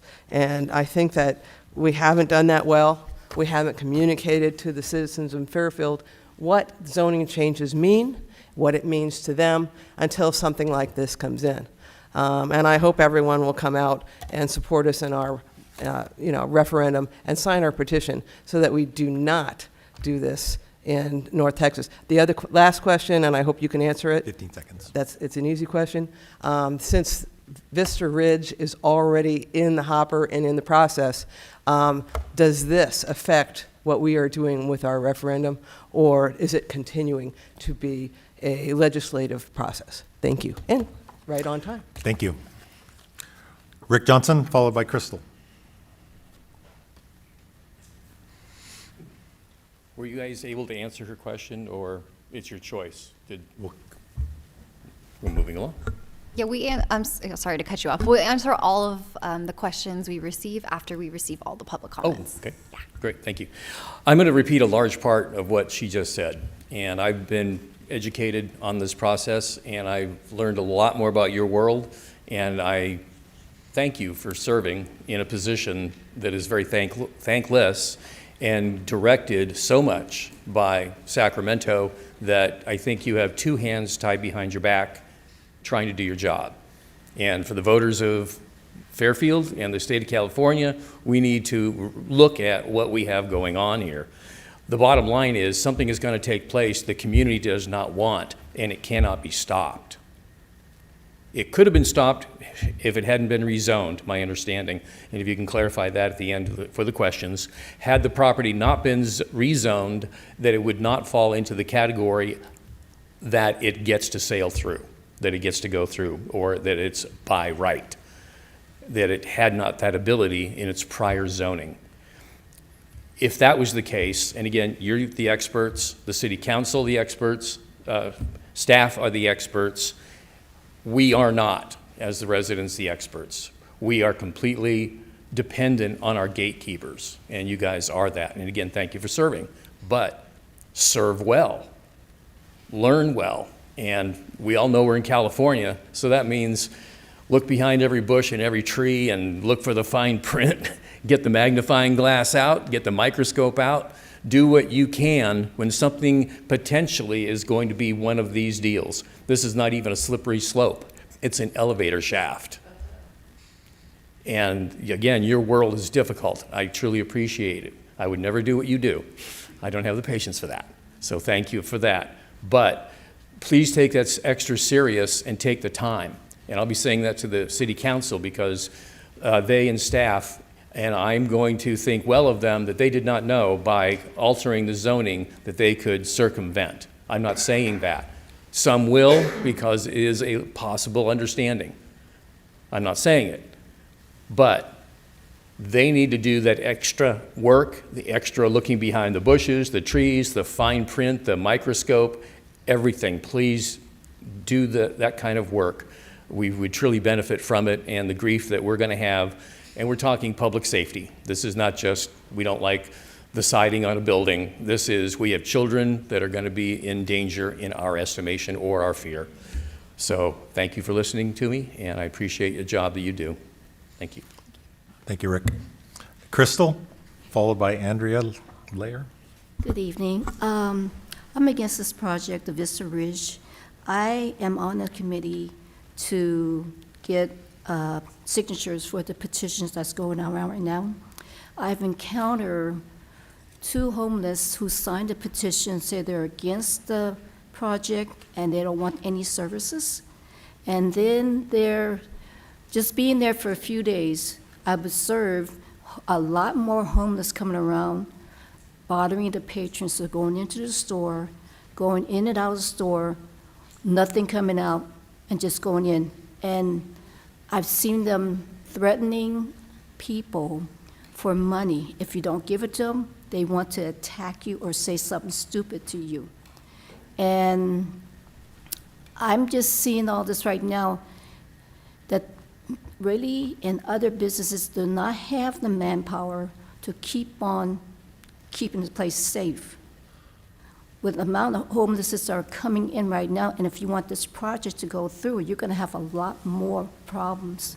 And we're gonna lose businesses. People are gonna sell their homes, the danger to the community, everything is gonna happen. It's not gonna be a beautiful Fairfield city like it should be. And that's what my concern is.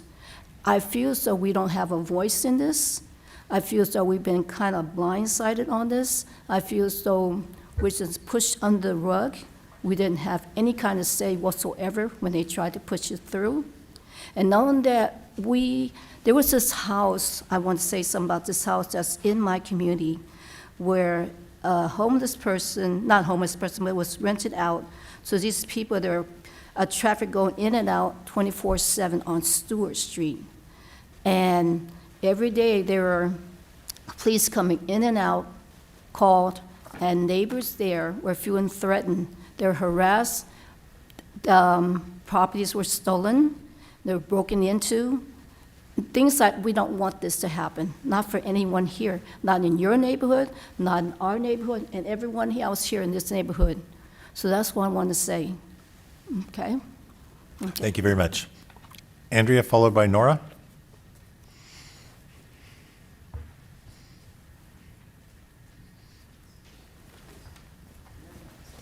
Hi, good evening. It's my birthday, and I Happy decided birthday. to thank you. I canceled my dinner reservations to be here really quickly. I noticed a lot of things online, so I just really quick, what are you so afraid of? What can they take from you? They have no money, no home, no car, no power, no lawyers or petitions. Heck, they're not even in the room with us. We're making decisions for others that affect others, and they aren't even in the room to speak for themselves. You're worried about crime. It is the residents that are riding around in nice cars following the Amazon truck through your neighborhood. It is my neighbor that beat the living daylight out of her daughter. It is the neighbor that flashed a gun on one side of town and caused an entire neighborhood to go onto lockdown, complete with drones and canine units, multiple department vehicles blocking off several neighborhood streets, and hostage negotiators were called in. How much do you think that cost us? Every time we lock up an unhoused person, you are paying for their 3 meals a day, you pay for their mental health care, and if needed, you pay for their drug and substance abuse treatment. Would we not actually save money in the long run if they got on their feet and not repeatedly jailed? Sex offenders, I have a map for you.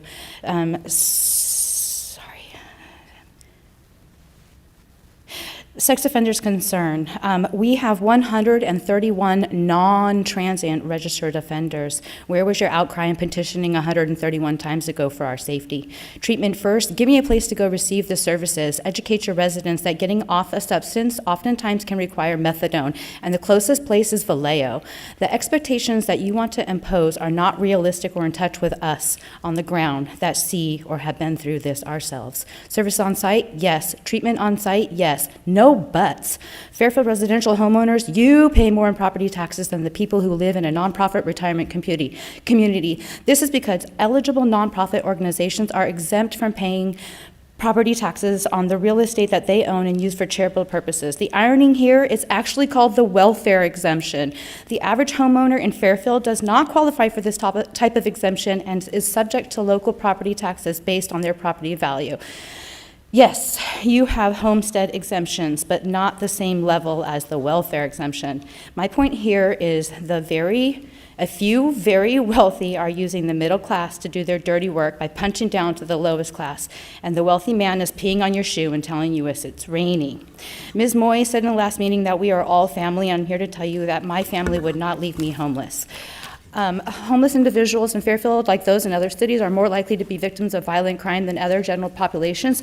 Research shows people experiencing homelessness are at higher risk of violence.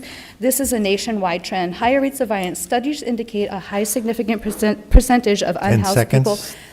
I have maps. Here's your sexual predators. Please go to Megan's Law. You want to know what neighborhoods they're in.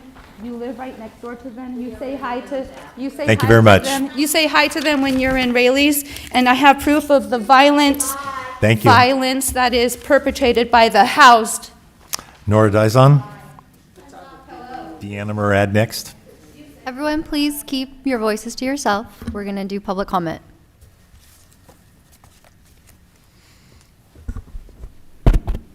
Good evening. I want to thank Chair Kennedy and Vice Chair Singh for making the effort to bring up the additional study for that by right definition. Thank you, staff, for doing that too. I was so concerned when I heard that topic on November 12th. So thank you very much. I have a series of questions. This is supposedly where we need to comply with state laws so that we maintain our pro-housing designation and get approval for special funding. But I'm wondering, what good is this pro-housing designation? I'm sorry, it feels like it's backfiring on us. That's what I feel. And is this special funding that we don't get to qualify for, is this the Home Key Plus funding? Would we not get approved for this because we don't have that pro-housing designation? Maybe that's a goal. Maybe that's what we should be doing. We should never have the Home Key Plus funding because it is a financial disaster for our city. Next question. You have a number of parcels that already have approved project, like the Peachtree and Heath is the Archway Recovery Services at the 62-bed facility. And then the one on Susan Valley and campus is called Blue Horizons. I believe that's 82 apartments. So why is this being rezoned when you already have projects? Is there a danger that any of those are going to change? So like the apartments, are they going to suddenly come back as, if they're 50 units or less, a ministerially approved supportive housing instead of the apartments that we think are going to get built? These are not the types of questions I would have thought about, but I feel like we were bamboozled and fooled by so many of the steps and the hearings that happened before that I'm asking the questions that I would never have asked before. Anyway, I thank you very much for having done the work. Is that it? That's it. Okay.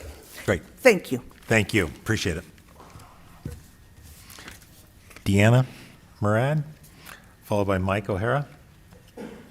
Good evening, everyone. I've really watched with admiration your discussion. Particularly, I'd like to address these three members of the committee because my last attendance was here in September, and I recall that all three of you, including Mr. Matthews, voted yes on Vista Ridge. I take it very personally. So start with Deanna Morat, resident of near Vista Ridge, vehemently against the project. And as I said, I watched with admiration today's questioning, and yet I did not observe the same what was done with Vista Ridge.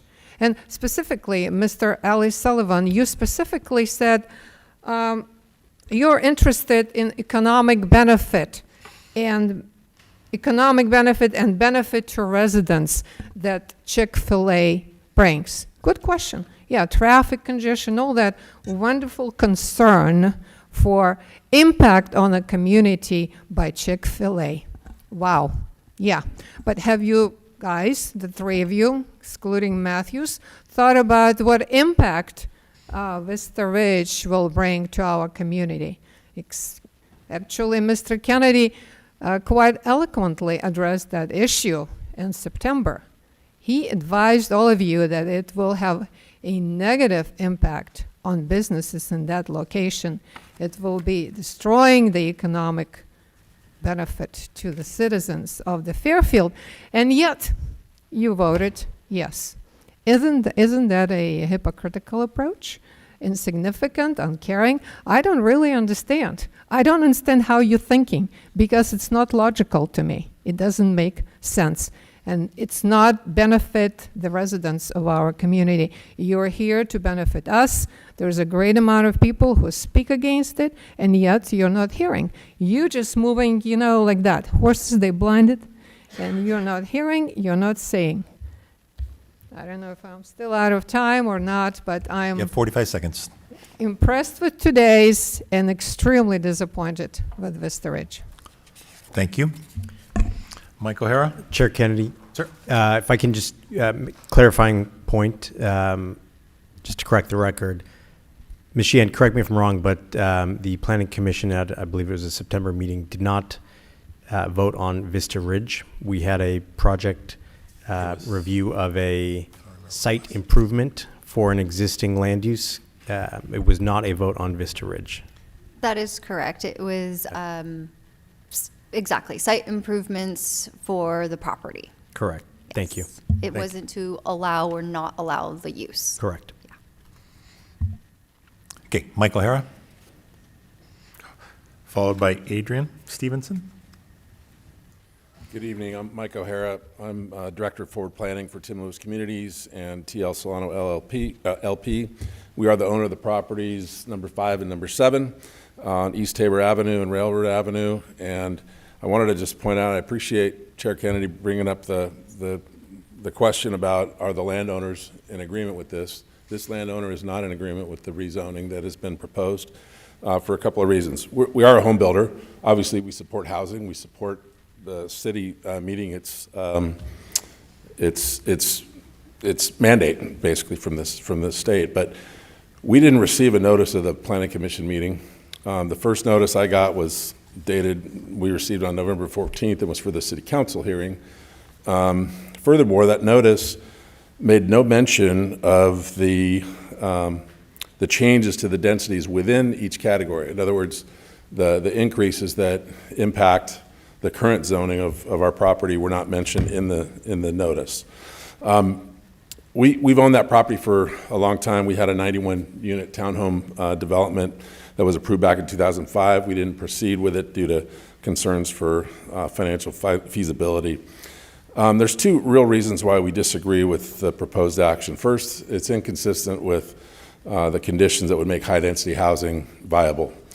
There's nothing of that density, of this density, which is proposed to go from a midpoint of 18.5 per acre to 33 per acre, which is almost a doubling.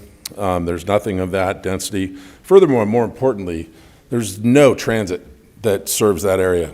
The transportation network just does not support high density in that area. The nearest bus stop is 0.8 of a mile away. And it would give us it would give any developer none of the benefits, the CEQA exemptions, et cetera, that exist under the laws that you brought up earlier. You would be pushing density further from transit, which increases reliance on a car.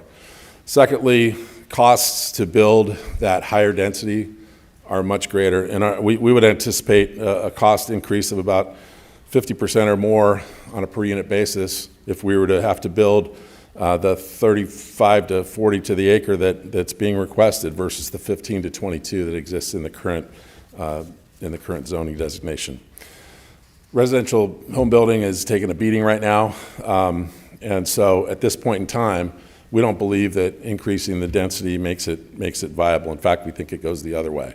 We think that you might end up with more housing built under its current density than you would under the higher density due to lack of viability at the higher density. So for that, I would urge you to abandon this modification of the zoning density for our 2 sites. Great, thank you very much. Adrian Stevenson, followed by Khalid.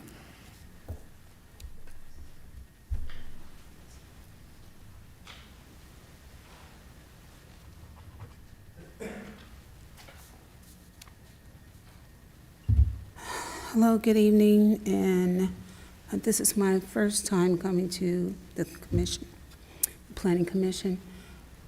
I live in that area on the other side of North Texas.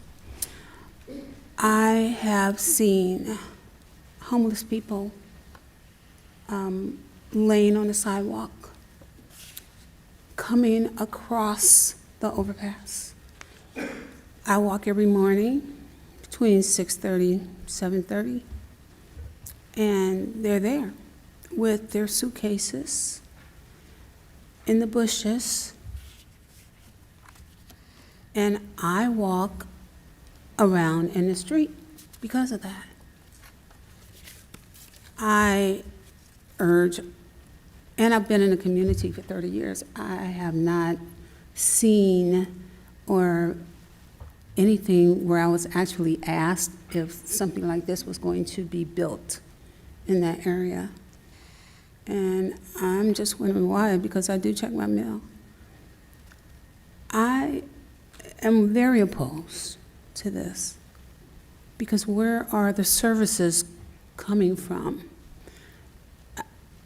I am an alcohol and drug counselor, so I know that they need their services. But wouldn't it be better if if they were closer to facilities that could give them their services? On-site services are great, but if it's residential and they're coming and going and not staying for 30, 60, or 90 days, then they're going to be out in the community. And I don't think that that's helpful for the residents that are there. I think the value of the homes are going to go down. I'm understanding more tonight than I have before, because it seems like it's already been designated since it's been rezoned that it's going to happen. So I would like for that question to be answered. Is it going to happen? Is it already slated and it's going to happen? I want to know that question when you answer questions tonight. And I urge that if it's not going to happen, and it can be modified and placed somewhere else, that it be modified and placed somewhere else where it would be easier for them to get their services, to get whatever it is that they need. 10 seconds. And it would be helpful for them as far as their safety and our safety as residents. Thank you very much. Appreciate it. Khalid, followed by Amber. Well, first of all, I would like to thank you for serving. This is my first time in my life attending this type of meeting, but I'm learning. It's a learning curve for me, but I was really impressed with the granulated questions, especially Mr. Aiden Ali. And I was curious to look at your background, to see where you're from. You went to Chicago, public policy. I like that. And I see how you really cared about the stucco, and I just remodeled my house. I see you're very, very picky on the questions. I am baffled with this project, how it slipped through and passed. You are the gatekeepers. You are the gatekeeper for the community. I live 0.9 miles away from that project. I am collecting signatures. I cannot tell you, I would be happy to invite you to see the lines that we have at the park. What's going to bring 85 years old in a 47 degrees to come and sign this petition? This project really affects the community negatively. There's a safety issue. We have a record. I woke up at 1 o'clock in the morning. Homeless came, targeted our neighborhood, and he was knocking. I have a recording. I would be happy to share with you. Knocked at the door. He was yelling, got bit by a coyote. We start having a lot of issues now. Those are $800 to $1 million houses. I just spent $200,000 in remodeling my house, and I have a kid. She's a gay student, 13 years old. I have a son. You saw him. There's a dentist here. Why do you think this person is going to come? If you really care about business, if you really have a common sense, I'm not a politician. I'm going to speak my mind because I didn't grow up in this country. I see an apple, I call it an apple. I don't call it banana. I told you before about the traffic. Wanna Creek. This is the city where I see like I'm citizen. Yes, they approve it with conditions. Here, you challenge them a little bit. Someone can give some data.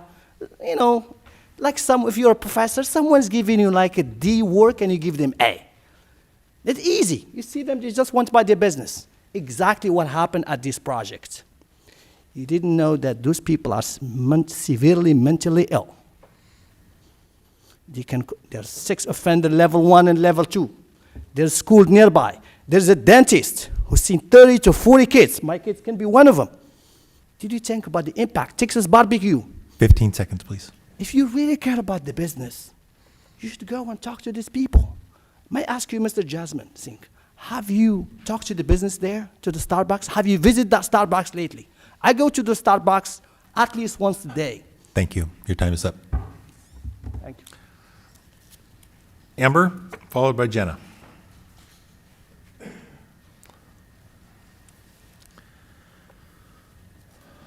Hi, I'm Amber. I'm a homeowner here in Fairfield and not far from where we're talking about Vista Ridge. I have no issue with it. I'm glad it's coming in.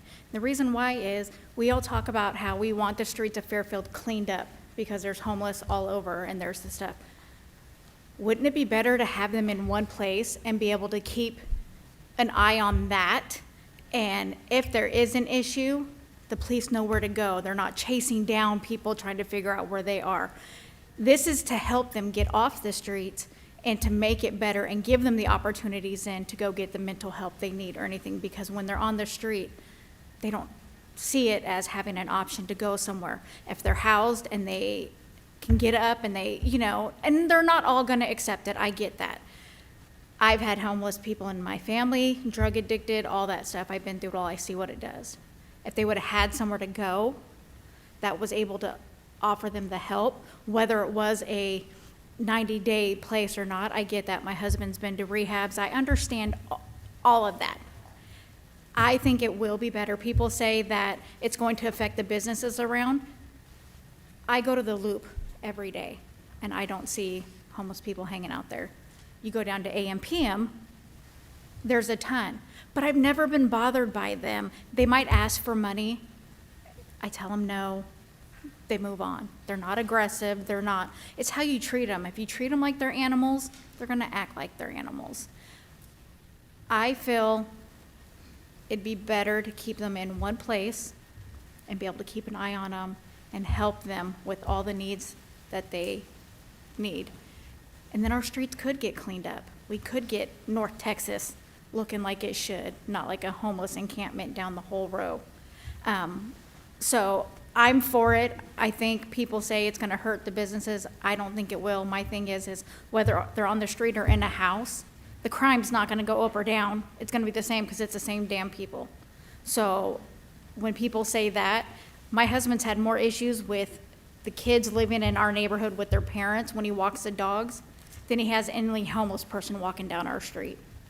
So this is my first time speaking and doing this, but that's what I said. When it comes to the homelessness and that kind of stuff and being a homeowner even, they need help. They're a human being just like all of us.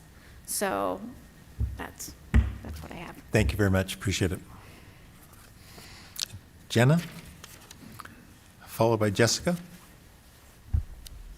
Hi. I just want to start by saying thank you guys all for serving us, but I am completely shocked at how this flew under the radar. Now, since the city council voted yes for the project, we are trying to overturn it, and I'm over here 13 years old going door to door asking people to sign for petitions while I'm supposed to be doing 13-year-old things. We're out in 47-degree weather trying to get people to sign the petition because of what you guys let pass through. The location is absolutely tragic. We have Texas Roadhouse right next to it. We have CVS, Rayleigh's. We have a school. The safety for the children that walk by there every single day. I live like next mile away from there. I go there practically every day. We drive by there practically every day, and we see homeless. Sometimes I have to tell my 9-year-old brother to look away because of the inappropriate things they're doing on the side of the street. And to see that in your community, it's really heartbreaking, because you're supposed to live in a community where everyone's joined together, everyone's trying to work together, yet you see this out on the streets, and you say this is a solution to it. It's really not. They are going to be able to be doing their drugs and their alcohol in that facility, and that's not helping them. That's just providing them what they want. I don't like it. I don't like how we are over here standing up for something when you guys should have not let it fly under the radar like that. It went unnoticed. And that's what I have to say. Thank you very much. No applause, please. Jessica, followed by Chris.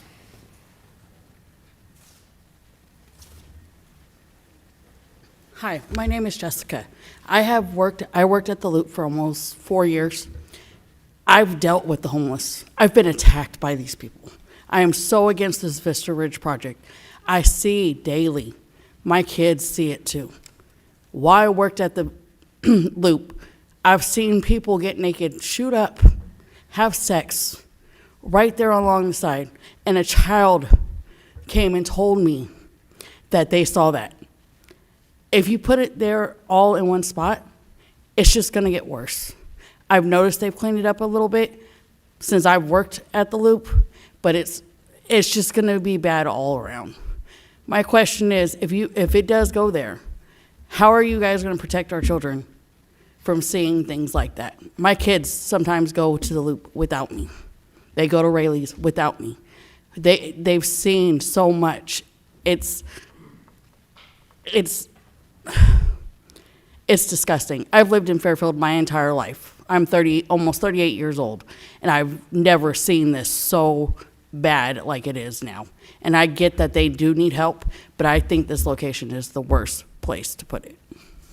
Thank you. That's all. Thank you very much. Chris Claus.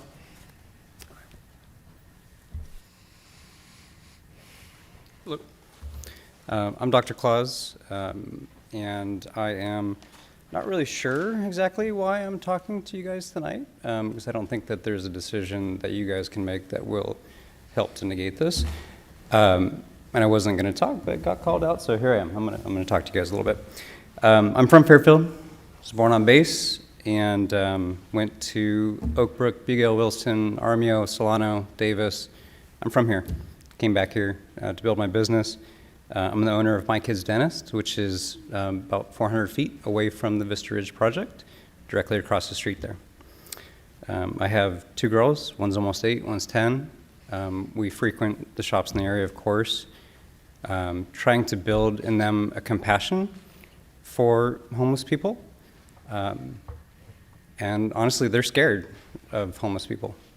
Like, we go to Lowe's and they kind of hide behind me when we run into people that, aren't really there for shopping.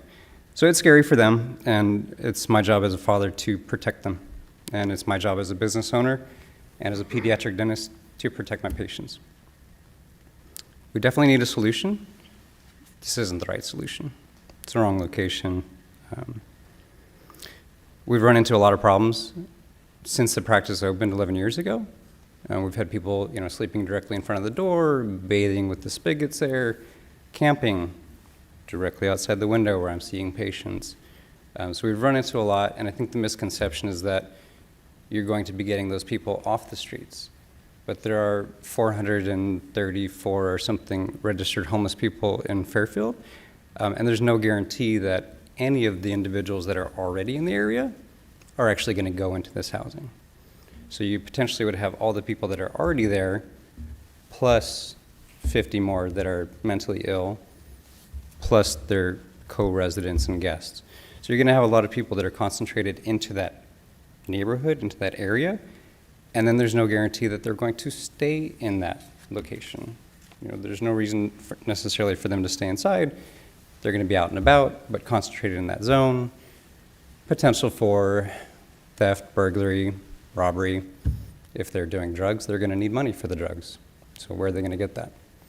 So there's a lot of potential for crime and harm.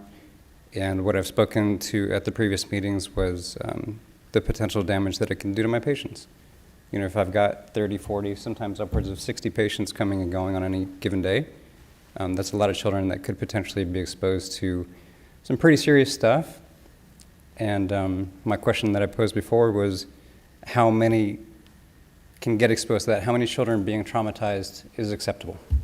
And the answer, of course, should be 0. Thank you. Thank you very much. Jose? Everyone, if Hold we the could applause, please please. hold applause. Thank you. All right, I have to say thank you for what you do. I know you guys are the Planning Commission, and you guys approve the zoning, and this Vista Ridge that was zoned, I think was in the wrong place. And hopefully in the future, when you think of this type of project, maybe you guys can think of the social impact, the financial impact, you know, the impact that's going to happen to the businesses and the community. So hopefully you guys do that in the future. Thank you very much. All right, I have one hand online, so if we could bring that individual online, please. We have Can you state your name? Inga Brereton. Thank you. Go ahead. Can you hear? You have 3 minutes. Okay, my question is, what about Shelter Inc.? The elephant in the room, there are a lot of beds there that aren't used. So why are they not being utilized?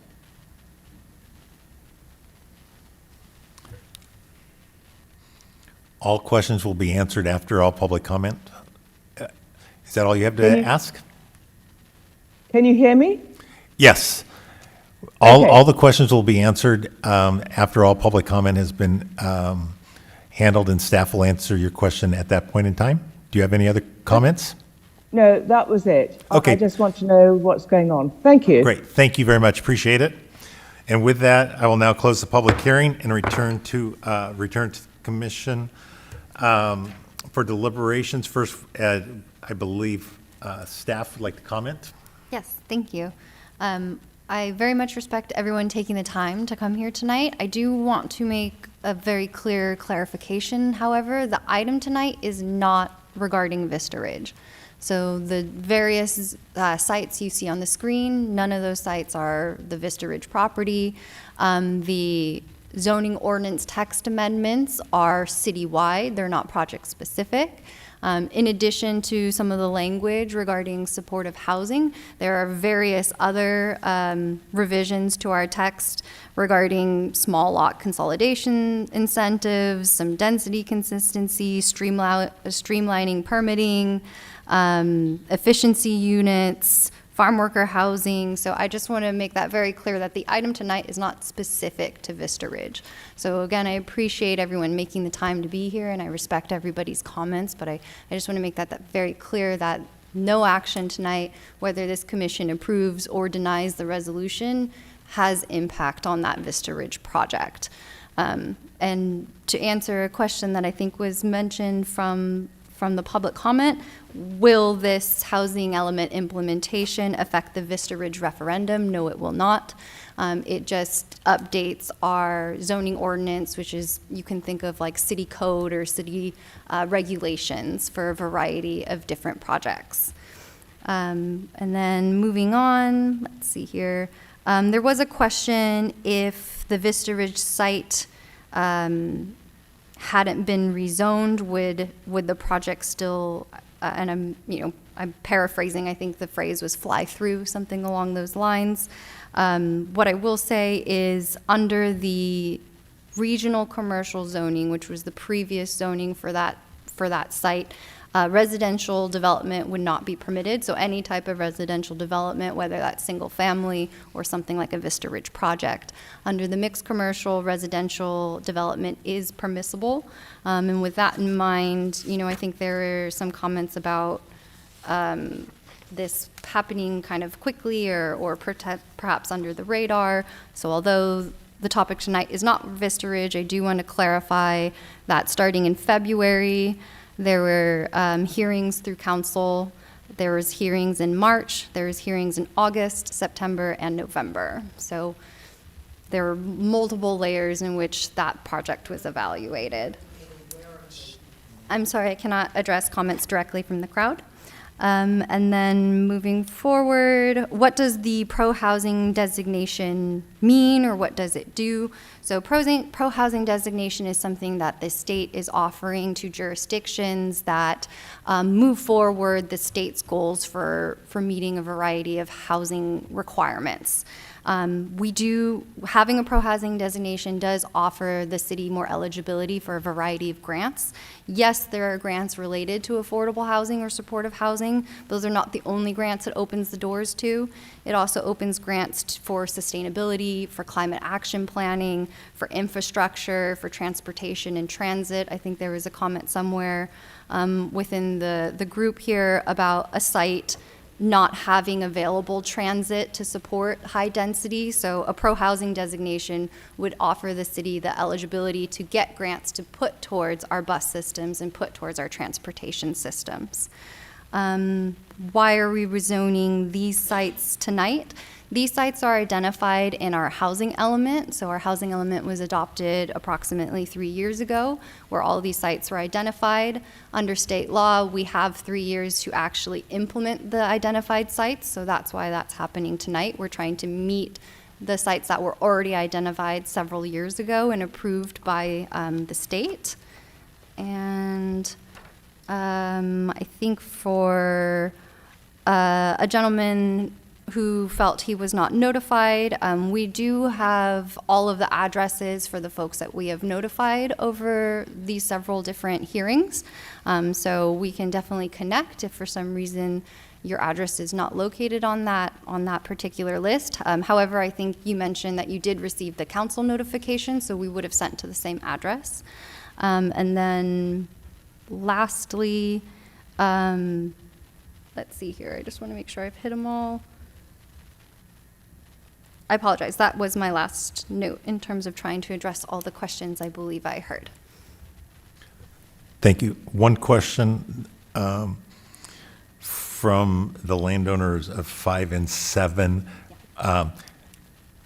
Claire, if they choose to provide a project that's RH, that is still to their benefit. They can go less, it just can't go more. Is that correct? They would have to meet the minimum density for the very high density.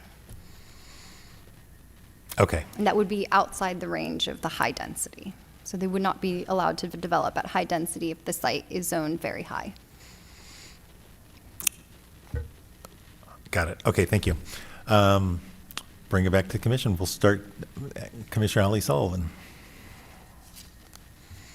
Thank you, Chair Kennedy. And Ms. Sheehan, thank you for clarifying. I was going to raise the same comment that while I very much appreciate the concerns that have been raised over the last couple of months regarding Vista Ridge, it's not what we're discussing tonight. And so I just wanted to clarify that our decision tonight has absolutely nothing to do with that project, that particular project. So thank you for clarifying that. Regarding the, generally speaking, I don't have any major questions or concerns here. However, did pique my interest that the property owner for 2 of these sites raised concern about notification. And, if we are rezoning individual property owners' land, I think it's very important that they be aware of that and they have the opportunity to raise, support or opposition to it. And I'm surprised that no one had raised any commentary. As you said, yes, you've notified them. We don't know where they stand unless they let us know where they stand. And one property owner did come here tonight to raise concerns with that. And so I guess my question for city staff, not that I doubt your competency, but I just want to be very certain that we have done our due diligence as a city to reach out in the appropriate fashion on the appropriate timeline to the homeowner or to the property owners of these sites. Do we feel confident in that? Yes, and we keep all the records of everybody that we mail and notify. Okay, all right. Thanks. That's all, Chair Kennedy. Thank you. Commissioner Reese? I had a similar question. I was just curious, when we are zoning, when these type of ordinance come before us, what's the process of people getting noticed? Is it just the landowners? Is it so many people around? Or is it just the notices that are posted? Sure. So under state law, we are required to notice within a 300-foot radius of the project site. The city of Fairfield practices a 500-foot radius, so we notify not only the applicable site, but then within a 500-foot radius of that. And then in addition, we also post in the local newspaper, the Daily Republic. Thank you. Commissioner Greavy? I just want to be sure that I understood what Mr. Kennedy asked you, and that is, so then the landowner of those two properties that he came in with concerns this evening, he cannot build under the RH system any longer. He must go to the RVH system or zoning. Yes, that is correct. If clarity. these sites are rezoned to residential very high density, he must meet the very high density regulations. I thought that's what, I just wanted to be sure. Thank you. No, of course. Vice Chair Singh? Yes, thank you, Chair. Just wanted to say there was a comment made that hinted that DICE was not making decisions correctly, and I just want to go on record and say that the members of this dais are extremely professional, extremely competent, and I am just very thankful to have served with the members here on this dais. So just want to say that firstly, so thank you guys. Number two is that Allison, thank you so much for that presentation, because that did confirm that the state law, it is created by the California legislature, and once it's passed, it applies to all cities within California. Fairfield is not excluded, and so we have to adhere to that. This is not a matter of optionality. This is a matter of, do we comply with the law or do we not? And so with that direction, I am ready to make a motion. All right. A couple things. So just for public knowledge, some of the bills that the state put through, AB 2162, AB 2011, SB 330, SB 423, and when I mentioned San Francisco, by tightening these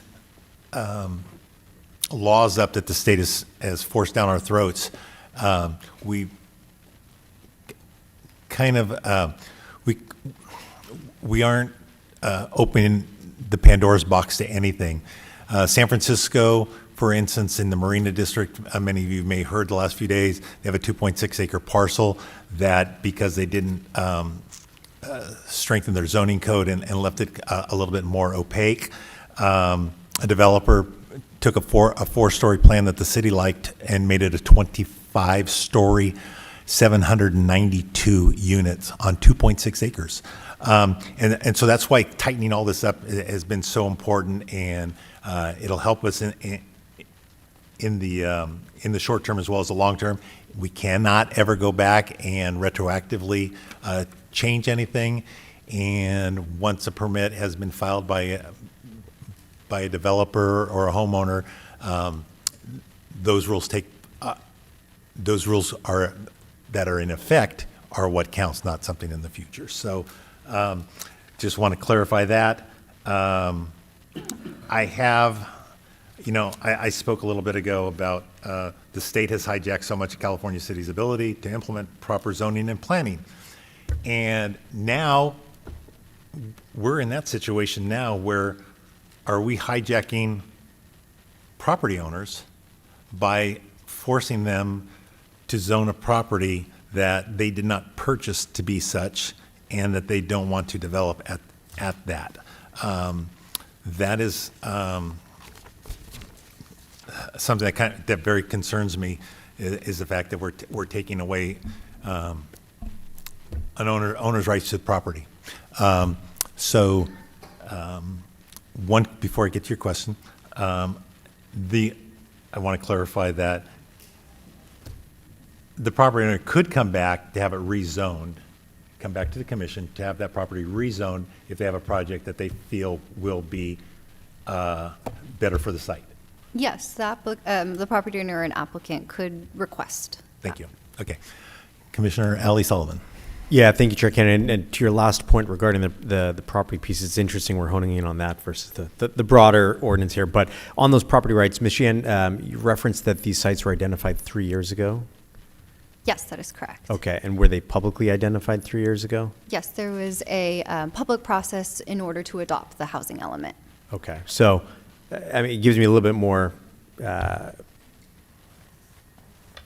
ease here that this is not, should not theoretically be a surprise to any of the property owners if it's been a multi-year process. Thanks. Any other questions, or otherwise I will entertain a motion? I'd like to make a motion to approve Planning Commission Resolution 2025-09. Thank you. Is there a second? Second. Thank you. All those in favor? Aye. Aye. I will vote aye, based on that the property owner can try to zone. So yes, so we have a unanimous. Thank you very much. We will now go on to Director's Report. Ms. Sheehan, do you have any items? Yes, I do. Sorry, I've got a lot of paper in front of me, so give me just a moment here.